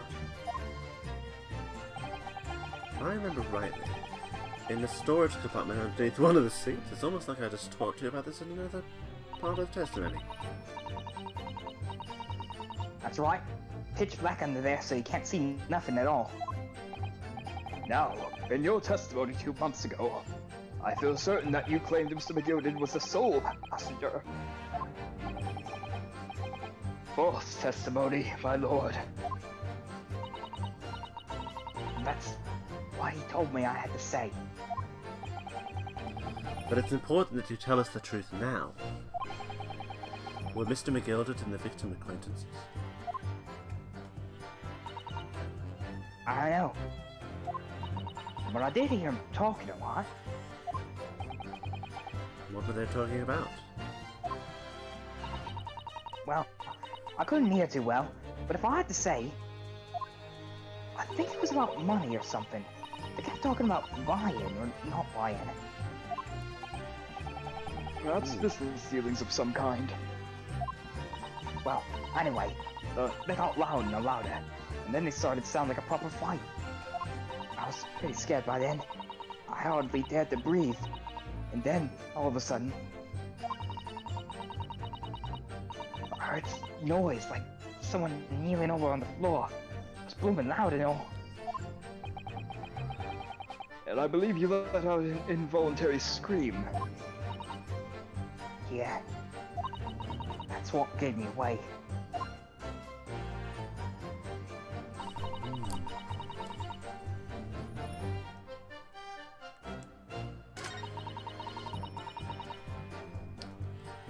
Right, okay.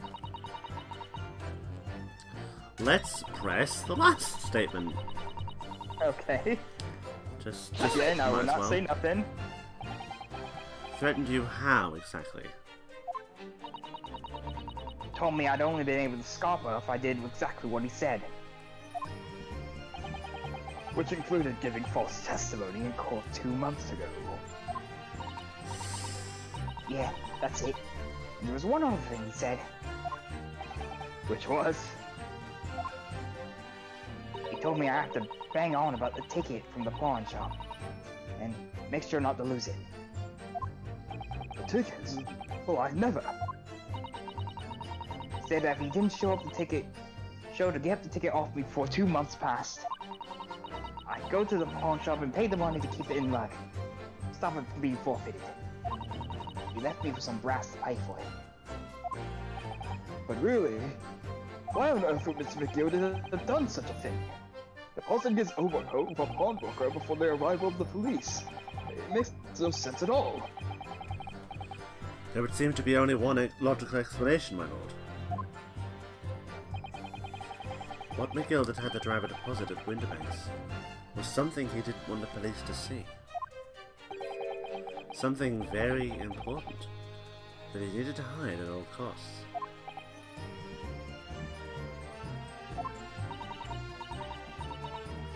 Anyway, after that, he let me go. I legged it before the coppers showed up. Well done, Gina. Can't have been easy to tell the truth like that. Ginny's really put her faith in you, Runo. Yes. And to thank her, she'll have to face a charge of perjury once this trial's over. So I need to use the time we have now to get as much information out of her as possible.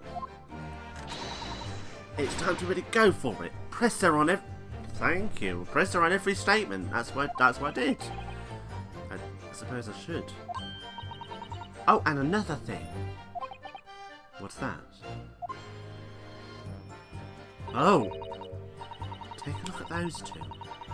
Isn't it strange that they've been whispering to each other the entire time? Yes, that is strange. Looks like they're having a secret discussion about something. I'm not sure I'm completely comfortable with that. Wonder if there's anything I can do about it. Well, I could, like, pursue them, I suppose.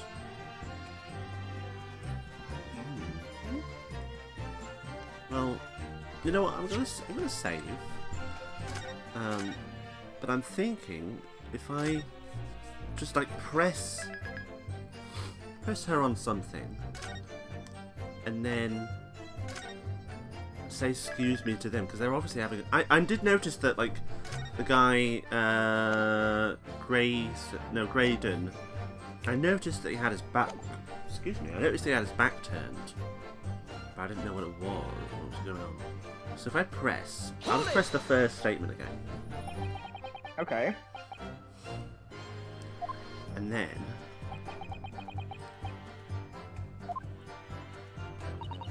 I'm just gonna move over to them and pursue one of them. Excuse me. Okay, that did not work. Well, oh, did it work? Is there something you'd like to share with the court, Inspector Gregson and Mr. Graydon? Oh. Inspector, Mr. Graydon! Blimey! Are you trying to give me a heart attack?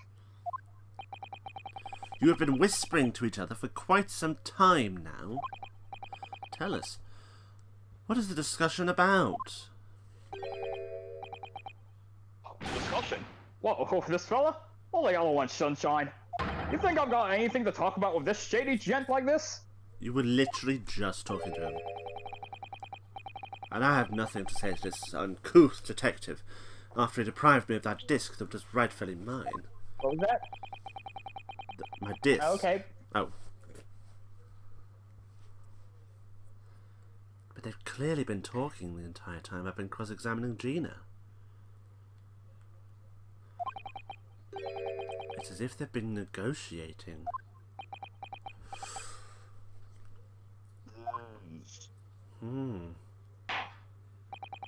Alright, so I think we should end it there for now because my mom is here and I actually have to go to the laundromat with her. Okay, cool. I'll... But, ooh, good progress. It's getting very spicy. Spicy.